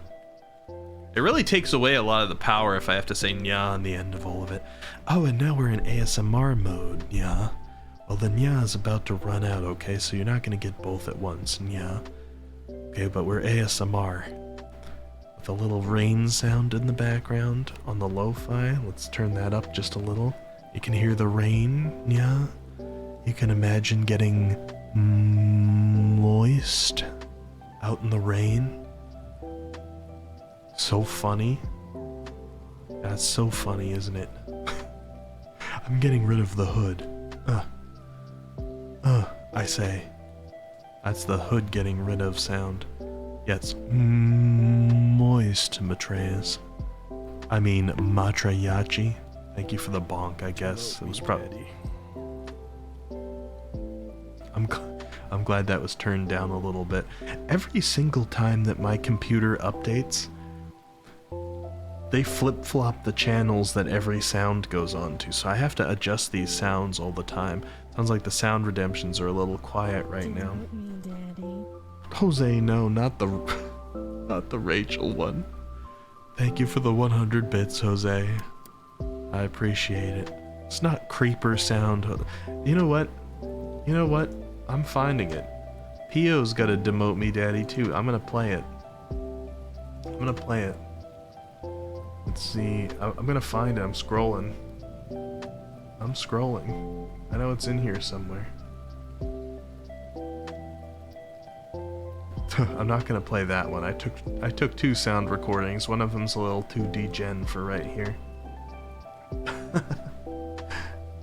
was still a PO one. Alright, scrolling. I know I'm almost back there. Yeah, here we go. Okay. Prepare your ears. Prepare your ears, everybody. Prepare your ears. There was a D-Gen one? There was. Emote me, daddy. Oh, that was quiet. Hold on.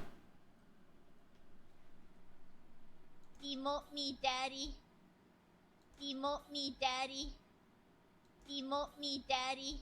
Now, to be fair, this was just PO lightly referencing the fact that I had a Demote Me Daddy sound clip on this side. PO didn't even put any effort into that. If we had a full effort PO Demote Me Daddy, I'm sure it would be something. It sounds very robotic. Trust me, PO. At this point, my Demote Me Daddy sounds very robotic to me because I've heard it 100 million times.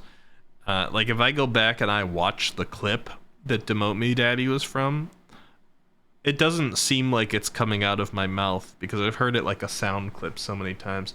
All right, you want the D-Gen one also? You want me to play the D-Gen one as well? Hold on, I'll play it. Where'd I put it? There we go. There it is. All right, prepare your... me, daddy. Not for that. Hold on. Here's the D-Gen one. Did you hear it? You hear it? It's an ASMR D-Gen.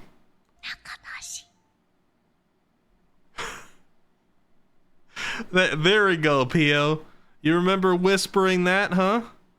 You remember whispering that during your D-Gen stream, Pio? But you know what it sounds like to me, actually? I thought it was a Demote Me Daddy D-Gen. Oh, no, it wasn't. I didn't mean to disappoint you. I just meant D-Gen sound clip that I made.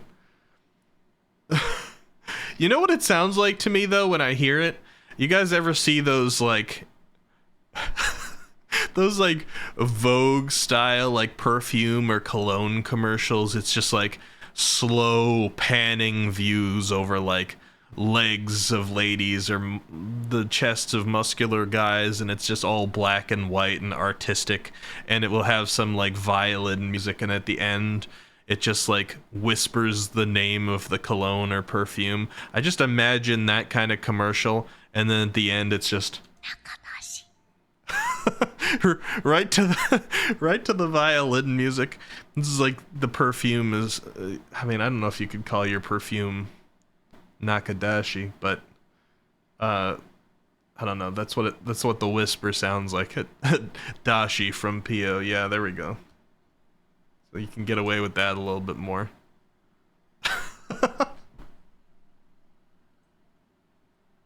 Exactly, Elva. Exactly. All right, let me adjust my sound volumes again here before anybody blows their ears out. He's saying that he wants that as his... No, I'm not saying that, okay? That's just what it sounds like.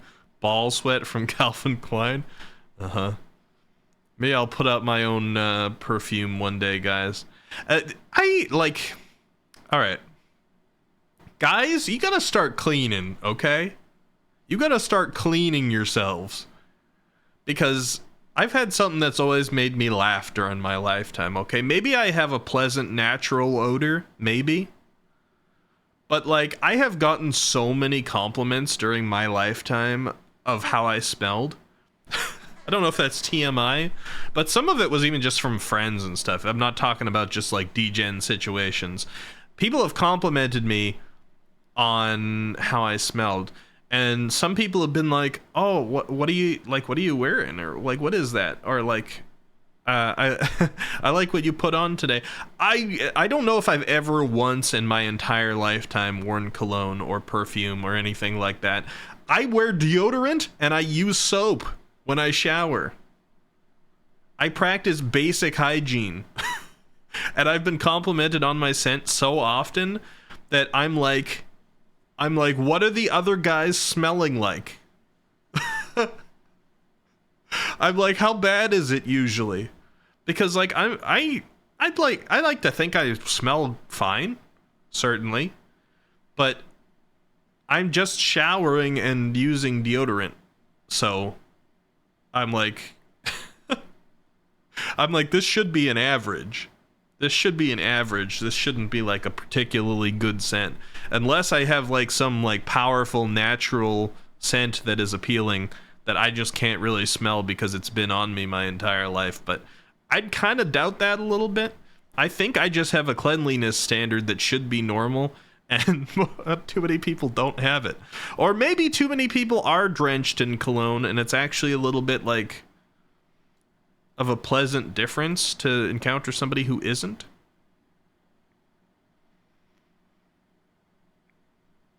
You see, Matreus says stench is funny. Elva says, ooh, your perfume can have your color pink tint. If I make a perfume, it probably will be pink, yeah. Nerve says, I wash, but I also have so many colognes, nobody catching me lacking. Anya says, I use 7-in-1 when I shower. Are you going to be given a hard time over this, Anya? The 7-in-1 thing? You open yourself up to attacks here. Oh wait, hold on, let me put the lo-fi back on. There we go. Atreus says, I have a stronger body odor. Basic bathing isn't enough. I mean, and that's fine. Like, that's fairly normal. But like, if you're aware of it, you just act on it. It sounds like you do. 7-in-1, yeah, it's like it's like shampoo and soap and conditioner and deodorant and fertilizer and exfoliant and I don't know, car oil. Your favorite cologne is Leaf Dafa cologne?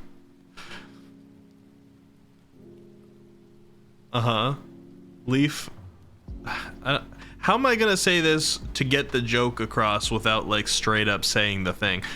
Okay, I'll say, leave me the fuck alone. All right, that's Jose's favorite. We can't sell car oil here, though, Jose. We can't sell car oil here because I'm from Boston. All right, we got car oil, not car. Car oil.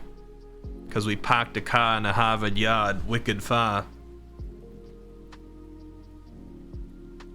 Not with that attitude. Car oil, exactly, Jose. There you go. Kind of. Car oil. It's the Bostonian.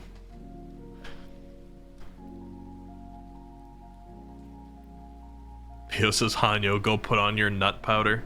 Yeah, go put on your nut powder, Hanyo. I talked about your nuts the other day, actually. Why did I talk about them? Oh, I was talking about ball streamers. Okay, that makes sense. Void says, I had someone compliment the smell of my hair once. Well, I mean, like, smell compliments, they're strange. There's a fine line between being like, hey, I really like hearing that. I like hearing that I smell good. Because I don't want to be one of those stinky people out there. I think everybody's had to deal with being in a small space with somebody stinky before, and you don't want to be that person. So you hear a smell compliment and you're like, nice.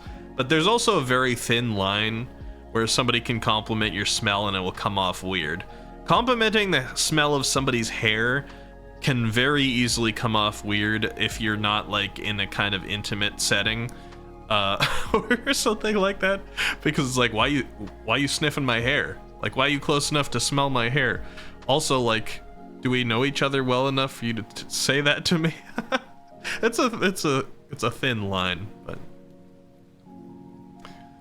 did Hanyo dip their balls in glitter? That's pretty nuts, ain't it? I've been using that joke's been flying around the Kestrelia channel a lot because Kest drew the glitter ball for me, Jose. Nerve says someone compliments me and I run away. Oh, you're not good at taking compliments, Nerve? I used to be like that. I still kind of am. Like, I don't like to tell you guys this because then you'll just use it against me. It definitely gives you ammo, but once the compliments start flying in, or if people are trying to be sweet to me, I start to kick into a tsundere mode. You guys know what that means? It's like the anime stereotype where you get the person who gets like easily flustered and sometimes aggressive at being complimented or approaching somebody that they like, or approaching sweet terms. It's like a coping mechanism for dealing with something that would be awkward or embarrassing, to meet it with aggression instead. So I feel like I turn into that like puffed cheek, blushing, looking to the side, but baka kind of situation when people hit me with too many compliments. So I still kind of have that. I'm better than I used to be, but I'm definitely still a soon, especially if you catch me in the right mood. Don't take advantage, okay? Please, I'm trying to work on it. Buddha says, my sense of smell is so non-existent that I never understood when people were talking about others smelling bad. Well, that's a blessing sometimes, Buddha. You know what got me like really really nervous? So there's some cool things about genetics, right? And like my first major trip out of my own country to go like global was to South Korea. South Korea, in the grand scheme of things, opened its doors up to the rest of the world a lot later than most of the rest of the world did to each other. So Korea went through this transition where they had been like really low technology, like old standards, this or that, and then they went to really high tech in a relatively short period of time compared to some other countries out there. But what I was gonna say about genetics is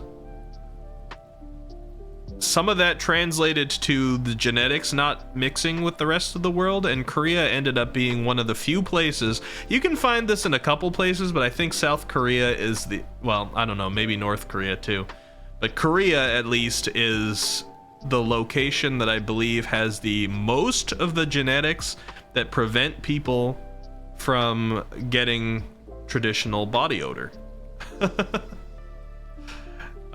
It's a recessive thing, so it's been lost. It's been lost from most of the world that used to have it here or there.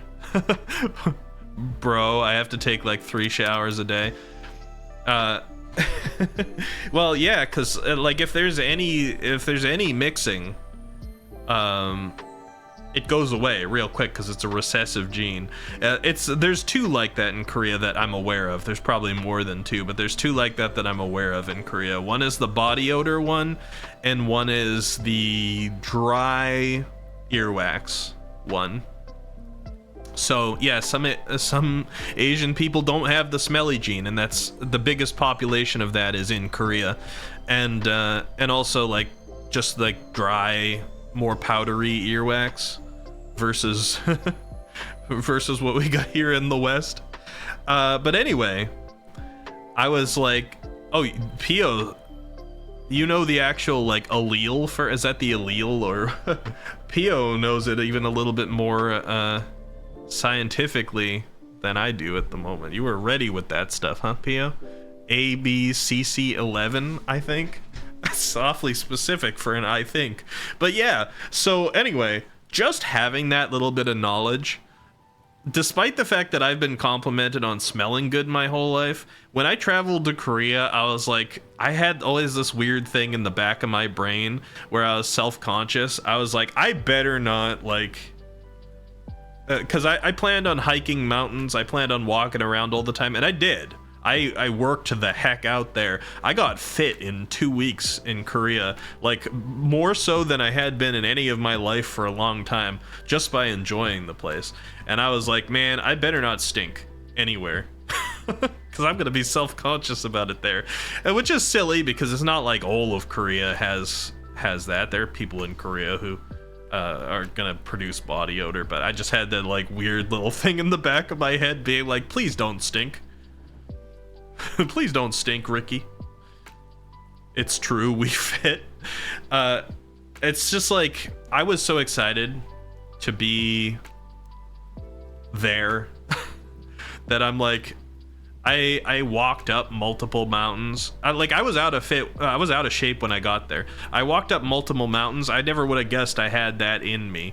I walked around the city like non-stop all day. I was just moving the entire day, traveling everywhere, walking around, experiencing everything. I burned off so much weight and I put on so much like leg muscle. I was like, when I came back to the US after just like a couple weeks of being there, people were like, whoa, what a difference. I had to buy new pants. Hanya says, oh man, the mountains are beautiful though, always uphill for some reason.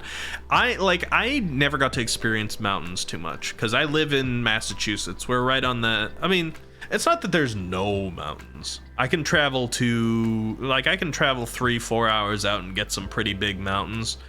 Like what do I got nearby? The Blue Hills aren't that far away and stuff like that. But ultimately, around me, there's not really mountains. We got hilly terrain. We got plenty of hilly terrain. But like Korea, Seoul, right in the center of the, like you have mountains just right in the middle of the city, like Namsan. Beautiful mountain. Just right there in the city. There's nothing like that where I am. I was so excited about that. Mountains, uphill. Sorry, I needed an outlet for sarcasm. All right. That's fair, Matreus. Ricky, leg strong. Right now, not really. I need another trip.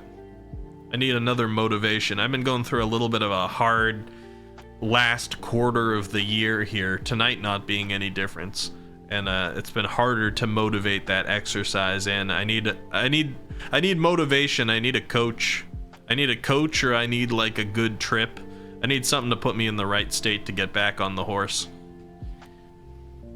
Nerve says, I think as a half Filipino and my trip to visit family in Philippines, I think Philippines make up for their lack of smelly gene in Korea. What are you saying? You're saying your family's smelly, Nerve? Is that what you're trying to say? Ricky, leg day, easy peasy. My legs, I've always been, I think everybody develops muscles differently. Legs have always been a place that I've been able to develop muscle very quickly. Arms, not as much. I can be doing like a ton of arm exercises, just like moving my body around to be doing a bunch of different arm things, and my legs will just get fit from just the moving around that I do, even though I'm focusing on arm exercises, and my arms are like, nah, you're still not really gonna have a bicep. It's fine. Abs actually used to form on me pretty well too, but I gotta burn off some layers of fat to see that. See that all right now. I really do need to get into shape a little bit more than I am. I don't have the hardest time, and I'm certainly not like, I'm not super overweight or anything right now. Wouldn't even say, by my own standards, I wouldn't say I'm overweight at all right now, but I'm not fit, so I would like to get fit. Atreus says, you might get some motivation when you play DMC. You really want me to play DMC, huh? People keep asking for DMC. I don't have like a giant motivation to play Devil May Cry, but like, you guys like it so much, I gotta just bite the bullet and get into the game. Of course, you guys seem to be anti me starting with Devil May Cry 1, but that's where my brain feels like I need to start. I don't know, but I gotta just bite the bullet and get into it, because it sounds like I might have a great time with it, and it will surprise me. Wouldn't be the first time. Whoever says, very much so. The temp and humidity when I went there didn't really help either. Oh, that's true. Trey says, oh, I'm not anti. DMC is just a prequel to it. DMC. Oh, DMC Devil May Cry, right. Right. DMC 3 is the prequel to 1. Yeah, gotcha. I also want to get into the Yakuza series, but less of you guys seem to be excited about that one. I bought all 7 of the Yakuza games, or 8? Is this 7 or 8? There might be a Yakuza 7, and then there's Yakuza 0, so it might be 8 games. But anyway, I bought them all at some point, and I'm like, I'll get into that series eventually too. That's going to be a long one to get through if we do get through it all, because each of those games is fairly sizable. But they look fun, and there's some fun memes that come from it. Nothing wrong with it, people just play it a lot. Oh, is it a popular one? I guess I could see that. I do like to shift up the content a little bit. I was planning on playing games here originally, but it is almost 4 a.m. in the morning, and we've just been having good chats. I don't know if it makes sense for me to load up any games. Unless I wanted to just get into Minecraft or something, but I do appreciate, we started the stream today on a little bit of a negative note, on a sad note, because I had to talk about some of the stuff that was going on with my cat and things like that. I had to prepare you guys, because you guys have known Darius for years. And if something does happen negatively there, you gotta understand why I will need to take some time away. But hopefully things turn out for the best. We're gonna get the best care to him we can this weekend, hopefully. Chatting is always nice. I do like to have chatting sessions sometimes too. I thought I was gonna play a game because I wanted to take my mind off things, but instead it ended up being chatting to help take my mind off. But I've been going to bed 11:30 p.m., 12 a.m., 1 a.m. on my latest nights, and it's about 4 a.m. now, so my eyelids are starting to get heavy. And after a really stressful day, I'm like, I probably ought to actually let them close, especially before the sun starts to come out. I wouldn't have believed this from younger me, but fun fact about my bedroom, I don't have any shades or curtains. So if the sun starts coming out, it comes out right into my room. I don't have a way to block that out. It's just open. It's on the 3rd floor. My bedroom is, so it's not like there's people walking by on the streets that get to like look into my window and see me sleeping. But on the 3rd floor there, yeah, if the sun comes out, there's nothing blocking it. Installing shades isn't hard, yeah, I agree. I just never really had the need here, as strange as that sounds. But probably wherever I set up next, I will. Hey Froggy, why the cries? Why the cries emote? Nerve says I'm 27 and I'm still trying to make every room dark as possible. I prefer that. When I go to, like, I just don't think about it most of the time, but when I go to a hotel or something like that and I'm able to just like black out the whole room, it's real nice. The only reason I'm not doing it now at my house is because the plan was for me to move out of this house in May of this coming year. So in about 6 months from now or less. And move into a city place because I'm kind of a city guy, but my current house is in a small suburb because that's what I could afford originally. City stuff is more expensive. And this was the first house that I actually purchased. So I was gonna move out, I was gonna sell this one, and I was gonna get a place in the city for a little while to have some like living by myself in the city experience. I think that would be nice. It's very much to my tastes, and I was planning on doing it in May. This thing with Darius might actually cause me to have to shift that around a little bit depending on how expensive it gets. Like the preliminary cost that I just paid tonight, which was just like a deposit before they would even take him for the weekend, was $4,000. So if it starts to add up over the weekend, and depending what they find that he has and what it takes to take care of him afterward. I might have to push that plan back a little bit because I need money if I'm gonna move out. And Darius is my priority. So we'll see what happens. My Christmas plans might need a little shifting. My plans, you know, Froggy will talk, but our plans, our next time seeing each other might shift a little bit too. Money's gonna be a little weird, but it's Darius. He's worth it.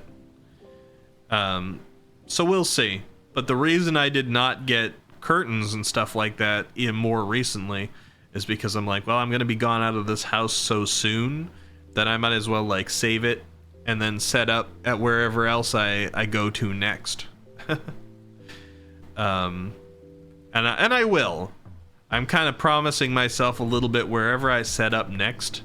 I'm gonna get some nice like blackout curtains to completely dim it when it goes to nighttime, so that I don't get woken up by the sun. I just get to wake up of my own volition. I think that's gonna be nice. You've got really sensitive eyes, so curtains/blinds are a must for me. I was like that as well, Void, especially back around high school. I don't know, my high school was super dark, I think, because we'd be in high school for like, what, 8 hours or something like that, and when I'd eventually leave the high school, it seemed like fine in terms of lighting in there, but when I'd eventually leave and go into the parking lot, every single day, I felt like a vampire. I was like, oh god, it burns, the light, shut it off. Like, the sun and like gleaming off the tops of all the cars in the parking lot just like exaggerated how dimly lit the school was itself inside. And a lot of other people didn't have that issue. I think I just had sensitive eyes.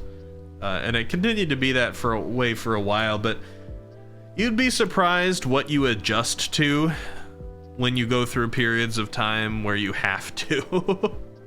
I think you just, I don't know if it's even adjusting so much as it is coping, I guess. Well, it says, I really just got sensitive senses in general, autism. Yeah, I don't like, we've talked about this before. I think it was while I was playing Little Nightmares.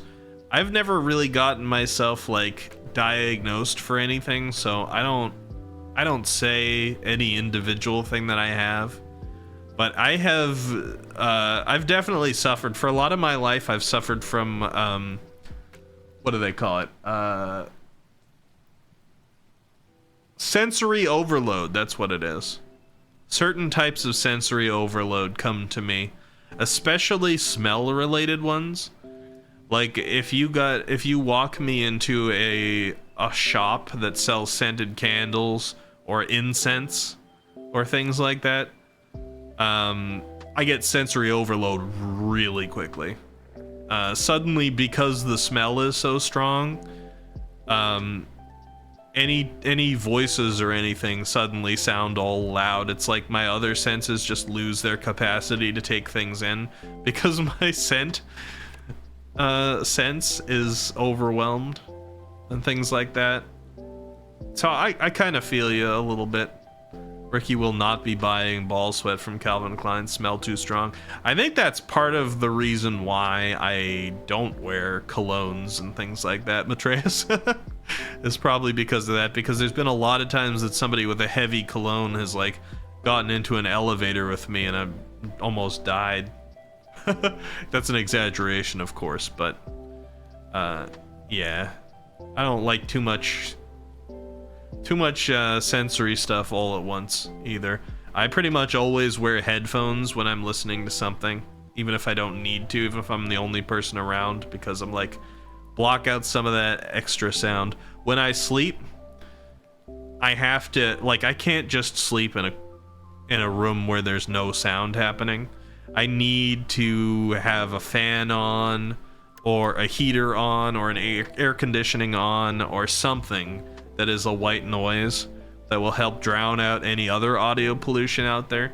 Because if it's like quiet and I could hear a pin drop, anytime that there's like some vague car noise in the background, or a train sound, or birds start in the morning, or this or that, it's gonna like bother me and keep me awake.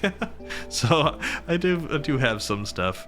I guess kind of like a cat, Darth, if you really want to say that, I suppose. Nerve says every time I walk past a Lush store that sells all like bath bombs and like extremely sweet smelling stuff, I almost get a massive headache. It's just too much. Hey, that sounds like mine. Yeah, it's definitely headache inducing. That's the first thing. You love Lush though. See, I can enjoy scented candles and I can enjoy some incense and I can enjoy some sweet smelling stuff, but it's just like passing by the places that sell all of that stuff at once. It's just like there's so many smells. There's so many different smells at once.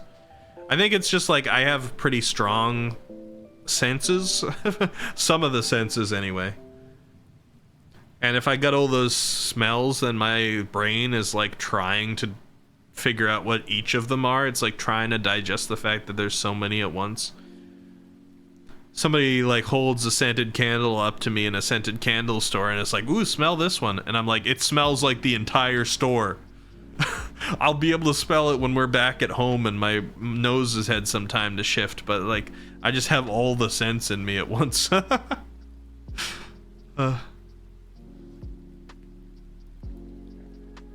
You were in Lush last week, Matreus? Rat says, I just realized this is the chat I go to when I need to touch base. Oh, what does that mean? This is the headquarters, Rat? When people are starting to get suspicious of you in other places, you come back here and you're like, okay, let's recuperate. Let's get ready for round 2. Let's make our plans. Floyd says, I like sweet smells, but most flower. Oh yeah, flowers are nice. Flowers are pretty subtle. Like they're sweet, but they're subtle most of the time. Perfumes smell the same and overwhelming to me. Actual flowers are fine, but flower scented perfumes are irritating. I would agree with that. Lush bath bombs are the bomb. Man, I want to, like, don't ask me where this came from, okay? My brain's just going places, but I want to meet some of you guys in real life someday. This would obviously take some level of, like, comfort or a scenario that's set up that's relatively safe to avoid doxing and things like that. But there's definitely some people that I wanna meet and maybe like buy coffee or food or sweets for. Trey says meeting me may be a thing. I don't know how to interpret that. Do you mean a possibility? Or it might be a or it might be a whole complication to meet you. It'll be an experience. Oh, I kind of want that if it just felt like meeting anybody. I don't know. You guys are all very unique. I think most people are, but you don't like think of the typical like NPC type people that you meet out on the streets that you don't know as being unique. I've started to know you guys, so I think if I met any of you guys and I'm like, oh, that's just like, it's just like encountering a rando on the street. I don't know. Maybe it would be disappointing. No pressure. Froggy says everyone has to buy me food. Well, of course I'll be buying you food. Have fun, my friend. I'm in Australia. I might end up there at some point. I'm just a little bit afraid of the bugs. The bugs scare me away from Australia. But I could still give it a go. One of my biggest fears, and I know Australia doesn't have a ton of these, but I'm just thinking about bugs now. This is more like parts of Africa and stuff like that. I am so terrified at the notion of like some of the, like, parasites really, really bother me. All right. And they got some in Australia that, not Australia, excuse me, Africa, that'll like land on you and lay eggs under your skin. So there's some places that if you're like visiting there as a tourist or something, even though it's really hot, they're like, you gotta wear long sleeve shirts to protect against that stuff. And I'm like, ugh, I can't. That creeps me out so much. Bugs, like, I'm mostly okay with bugs, but some bugs really bother me, and parasites very much bother me. Yes, Matreus. I shouldn't be giving out this information. I know it's giving out a weakness, but parasites bother me a lot. Leeches, awful. Ticks, awful. Mosquitoes, I guess, qualify as parasites, right? But they're probably the ones I'm most used to. Things that lay eggs under your skin, awful. Not just insects, Jose. There's plenty of insects I'm okay with. I know you're gonna make that joke, okay? Insects, bug, wiki. I'm not gonna give you that same reaction I gave you back when you said it to Flesh Tuber me right at the beginning. Okay?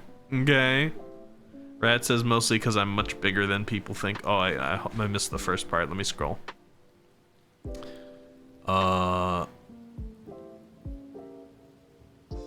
I get called an issue because I don't look like I act. Oh, fair, fair. I guess people wouldn't expect a rat to be big, huh? Pia says if you want to try lush bath bombs, try Tisty Toasty. It's so good. All right. See if I remember that. If I ever try a bath bomb. I've never used a bath bomb before. Void says I can't be met or perceived. I exist only in the void. That's fair. But I do have a fear of the void. Do you know that? I was talking about how parasites bug me, but I wouldn't call that like a phobia or anything, because I think like it gives me like the weird gross feeling, but it's not like I don't get irrationally afraid of them. It's just kind of like, gross, I don't want to deal with that, please. Fear of the void is one of my actual phobias. Now, it's kind of a nice phobia to have because it's one of the phobias that you can almost never get triggered. Like it's real hard to actually trigger it. But yeah, if I'm in the middle of like an open field or something like that, like I run out into the middle of an open field, no trees or anything, and I just look directly up so that literally the only thing in my vision is open sky, that can trigger it. Or like the notion of being in deep blue water that is like so deep that you can't see the bottom and you can't see anything to your sides and you can't tell how high the top is. It's just blue all around. That becomes the void. And it's like anything that loses perspective, like loses my ability to compare sizes of things to each other, and it's just like open. If if you suddenly put me in the middle of just a vast open white space, that would trigger it too. That's like an actual phobia of mine. It's hard to use that against me, but there you go. There's some information. Nerve says I can arrange a kangaroo pickup service for you. Uh-huh. I don't know if I trust that.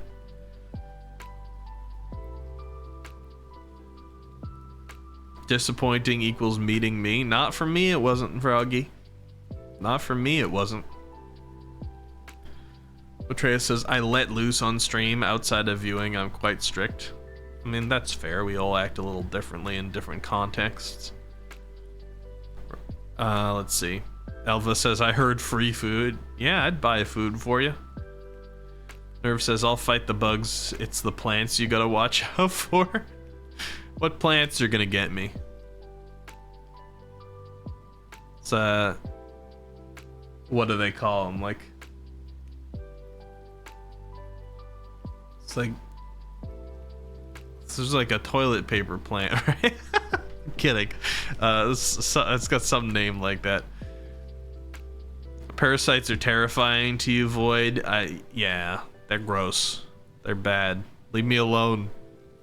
Have your babies in a normal place, not in my skin. Also want my blood, thank you.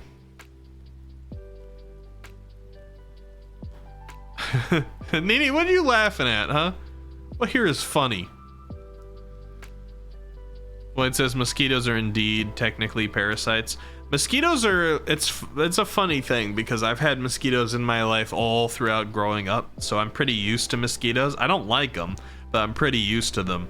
But there's a lot of the world that has no mosquitoes. Did you know that? Like, a lot of people in the US find that so strange to think about. A lot of the world doesn't have mosquitoes. And so they, like, hear about mosquitoes and they're like, gross, you guys got these, like, common bugs that come around, sit on your arm, and just, like, drink your blood? That's terrifying. And, like, the sound of it certainly is. But it's just, they seem so nothing to me. It's funny what you get used to when you're in the area with it, I suppose. Nerf says, I remember once having a leech under my armpit, and I never knew. But once I found out, I just ripped it off my arm. Oh god, that's a bad idea, Nerf. You don't usually want to just rip a leech, because they can get their, like, jaws stuck. It's like a tick, right? Sometimes their bodies are more frail than the part that's actually bitten onto you, and then, like, their bodies will come off, but their jaw will still be there, and you can get an infection and stuff like that. Gotta be careful. Gotta be careful. Look at this weird juxtaposition we're talking about. We've jumped around subjects so much that here I am talking about, like, tearing leeches off yourself, and then I go one line down and P.O.'s like, it's a white bath bomb. We got the nice, like bath bomb, like, cleanliness, hygiene conversation on one side, and now, like, phobias and parasites on the other side. The abyss. I saw, yeah, abyss and void would have an overlap there, certainly. Elvis says, insects that lay eggs under your skin reminds me of that scene in The Mummy. Oh god. The scarabs. Scarabs aren't even like that, but that made scarabs a million times more terrifying.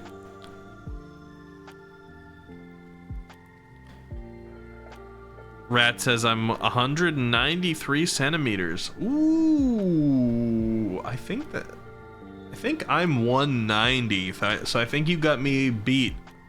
Let me see, 190 centimeters to feet and inches. Yeah, 190. I'm 190. So let me see, 193 is, I mean, we're very close. I mean, yeah, I guess a 3 centimeter difference doesn't make much. So we're very close. I accidentally toggled my armor on by typing numbers in. But yeah, we're close. We're tall people, Rat, you and I. As I says, I stared at the void. It stared back. Yeah, did you have a conversation?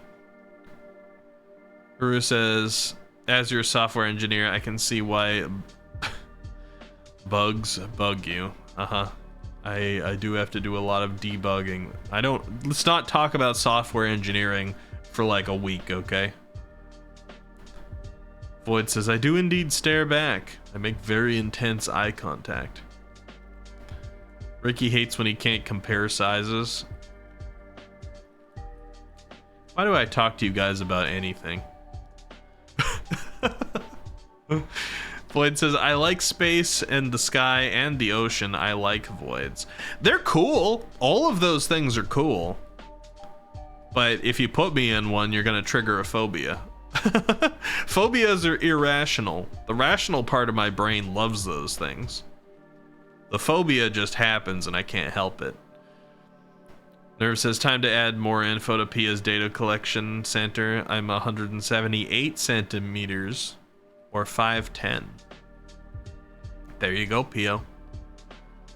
Nerve says there's one related to stinging nestle called Gimpy Gimpy, pronounced Gimpy Gimpy, that if you brush up against it, it feels like you get on fire and electrocuted at the same time. What is that, like, hold on. That might be the one I'm thinking of, but there was like a different name. Is it like elephant? No. What's like...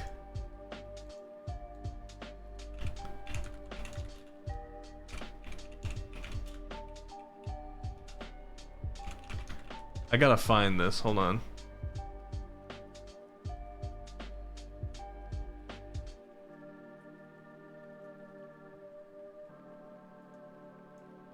The devil's toilet paper. That's the colloquial name. Is this the same thing? Devil's toilet paper plant.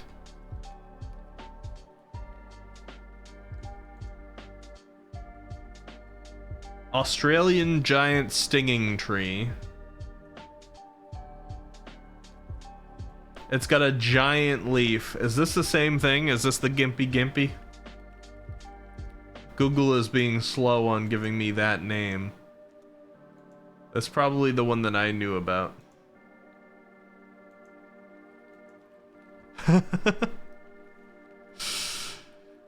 Anyway, Pio's like, I haven't seen mosquitoes around here in California since we have no water or puddle. They can't lay eggs. Well, you're lucky. They suck.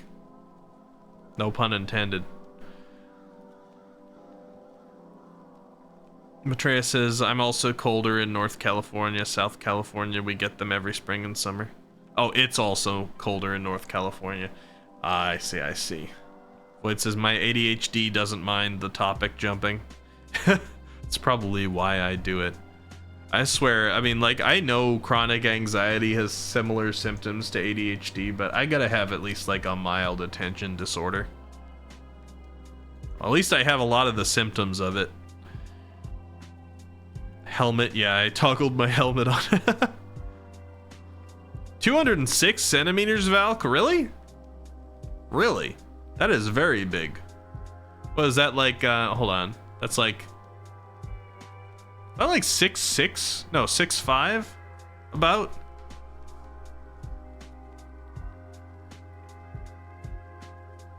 That's a lot. Rat says, I hate being tall. I don't mind being tall, but I could lose some inches. Pio and I have joked about that before, but like, I could easily give up 3 inches and just be 6 feet, and I'd be still perfectly happy with how tall I was. Like, I'm definitely verging on being too tall. Like, it's hard to clothes shop, and I get a horrible pain in my back every time I need to wash dishes. Like, the biggest burden to being tall and a responsible adult at the same time for me is dishwashing. Counters are made for the average size person. If I gotta bend over a counter, over a sink for an extended period of time while washing things, it hurts. It hurts so much. You can't fit in your bath. Oh yeah. It says, you talking about people with super swollen limbs? I was not. Buddha says, I am compared to all of you. I am small compared to all of you, excuse me. I am 172 centimeters, 5'7"-ish. 5'7"'s still good though, isn't it? Isn't one of the thresholds like you gotta be taller than 5'7"? I know the joke on the internet's like you gotta be 6 feet or up, because the difference between a 5'11" and a 6 foot is massive. But there's like maybe a second, more copium one, I guess, that's like, as long as you're 5'7" or above, you're good. I don't know, I think short guys are great. Uru says, I don't know, I kind of want to be put in a void and drift off with shooting stars playing in the background. Oh well, hey, you do you. Nerve says, I think it might be the same, if not definitely the same family. Oh, I gotcha. The Sinful Rat says, 1 AEC, I'm a measure my... Oh, 1 sec, I'm a measure myself. We got people pulling out the tape measure now. Pio says, tall people should pay extra tax, or at least to me. Sounds like somebody's getting salty. Why not a short person tax? You represent a tripping hazard to us tall people. You should be paying us in case of damages. Valk says that's 6'9". That's 6'9", Valk?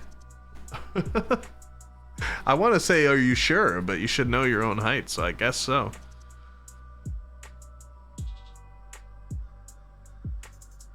Nerf says, I thought you weren't short, Pio.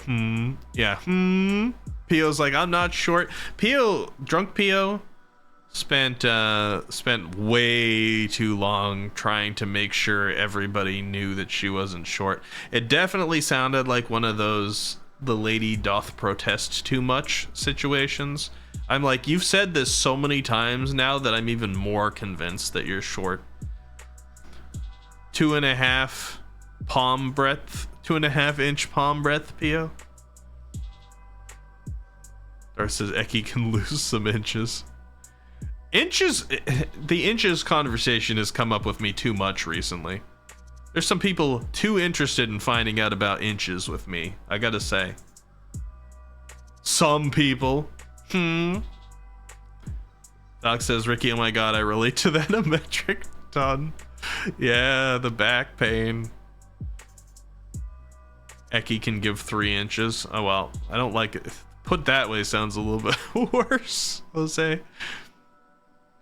Al says, whoa, going late. Yeah, it's 4:30 a.m. about for me. It's been a rough night, so I needed to take my brain off things. And it's first day of the vacation, so I'll be okay. Yeah, short person tax. There we go. That's a hate speech, but tall person tax isn't, Pio? I see how it is.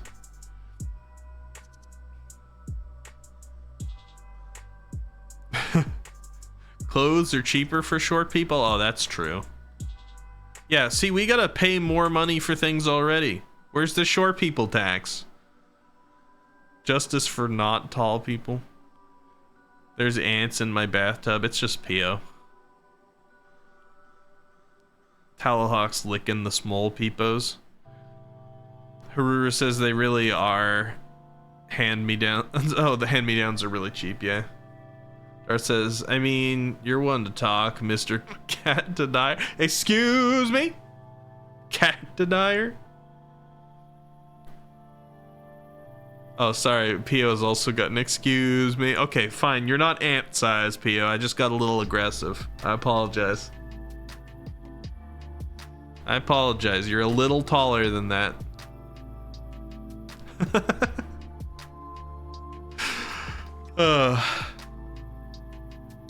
Anyway, I do have to wrap it up here pretty soon, guys, because my eyelids are getting heavy. This is way later than I should have stayed up, and honestly, I'm going to be a little sad if I go to bed and the sun's starting to peek up before I fall asleep. But I wanted to inform you guys about what was going on with my cat. Not going to get into a lot of details again, but hopefully, you know, thoughts and prayers, hopefully things go well for my cat this weekend. Even if it's expensive, hopefully things turn out well. In the off chance that things do go poorly, I apologize if we have to move or cancel things like the Christmas celebration or the end of the year retrospective on the New Year's. If I do end up needing to take time off, I will make up for it later. I just wanted you guys to be informed now about what's going on, just in case stuff like that comes up. Rat, thank you for the 1,000. Or Pio, thank you for the 1,000. Rat, thank you for telling on Pio. So yeah, hopefully nothing will have to change. And with the idea that nothing will have to change, I'm going to go ahead and say that our next stream is probably going to be this Sunday, unless I decide to go special and stream tomorrow night. But it's probably going to be this Sunday, which is our scheduled Christmas Eve stream, where we're going to put on the remaining ornaments on this tree.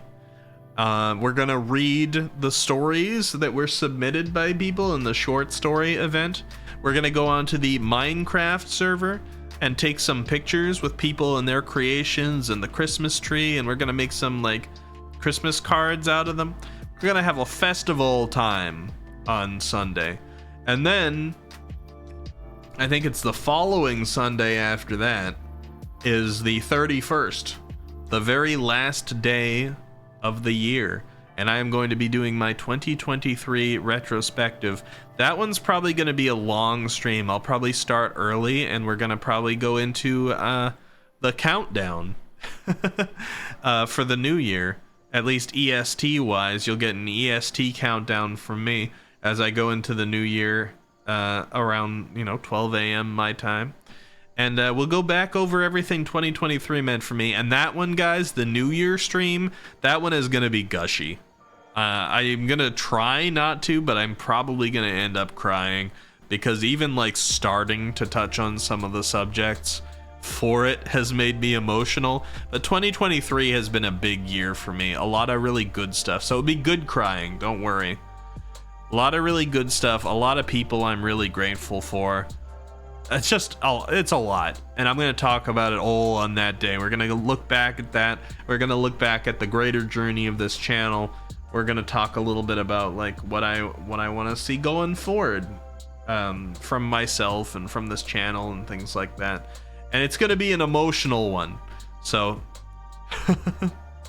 so this Sunday, Christmas Eve, next Sunday, New Year's, both big ones. And Peony Astera, I've bullied enough in this channel, I'll give another little shout out here, is also going to be doing a Christmas Eve stream at 8 p.m. EST or 5 p.m. PST. Mine is going to be an hour later at 9 p.m. EST, so if you get the chance, go stop by Pio's as well. Pio says, I don't need your shout out, I don't need your sympathy. I know, Pio. I know. I actively choose to. And you're gonna have to accept my compliments and gushing at the end of the year 2023, Pio, because I'm coming for you. You've been a big part of 2023. Heck yeah, good crying. Yeah, I'm still gonna try not to, but I just have a feeling.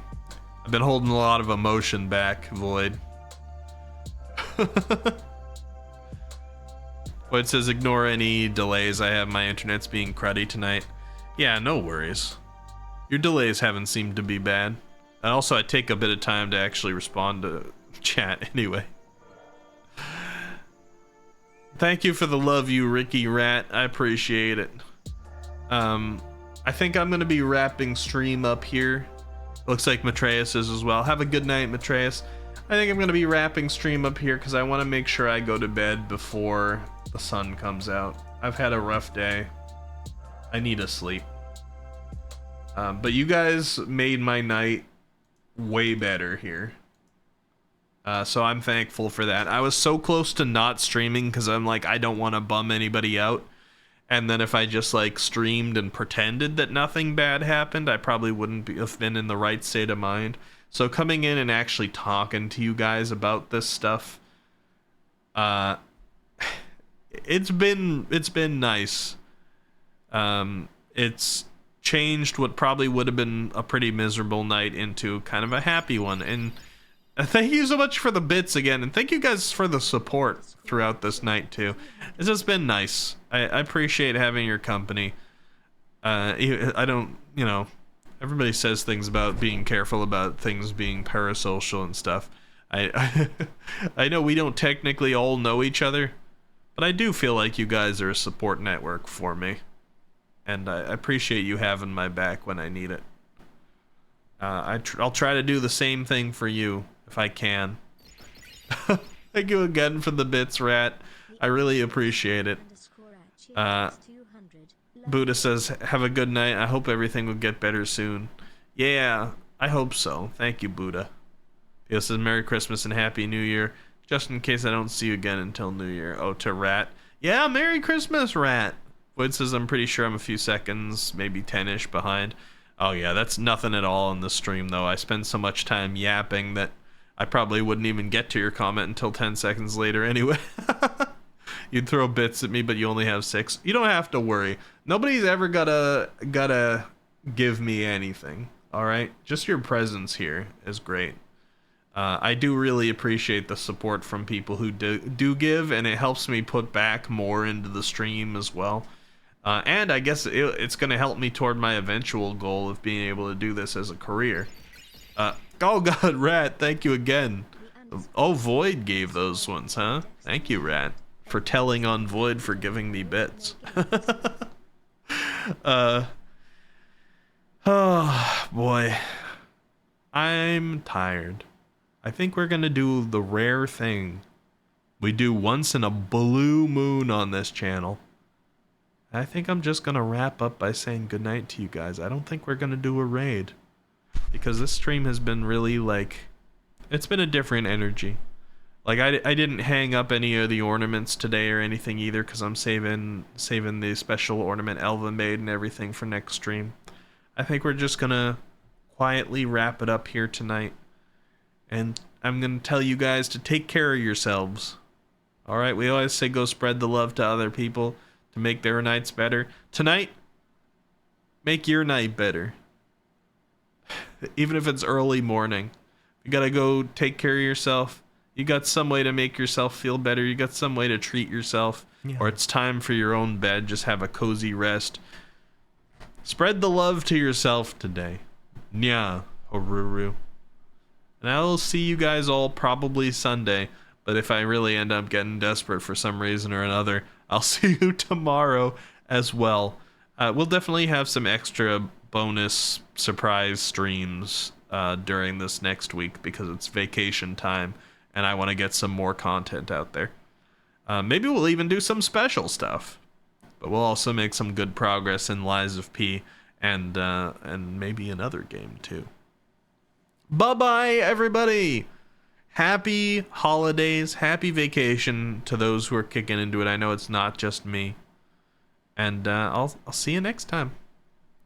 Bye-bye. Thank you for being here. Peace!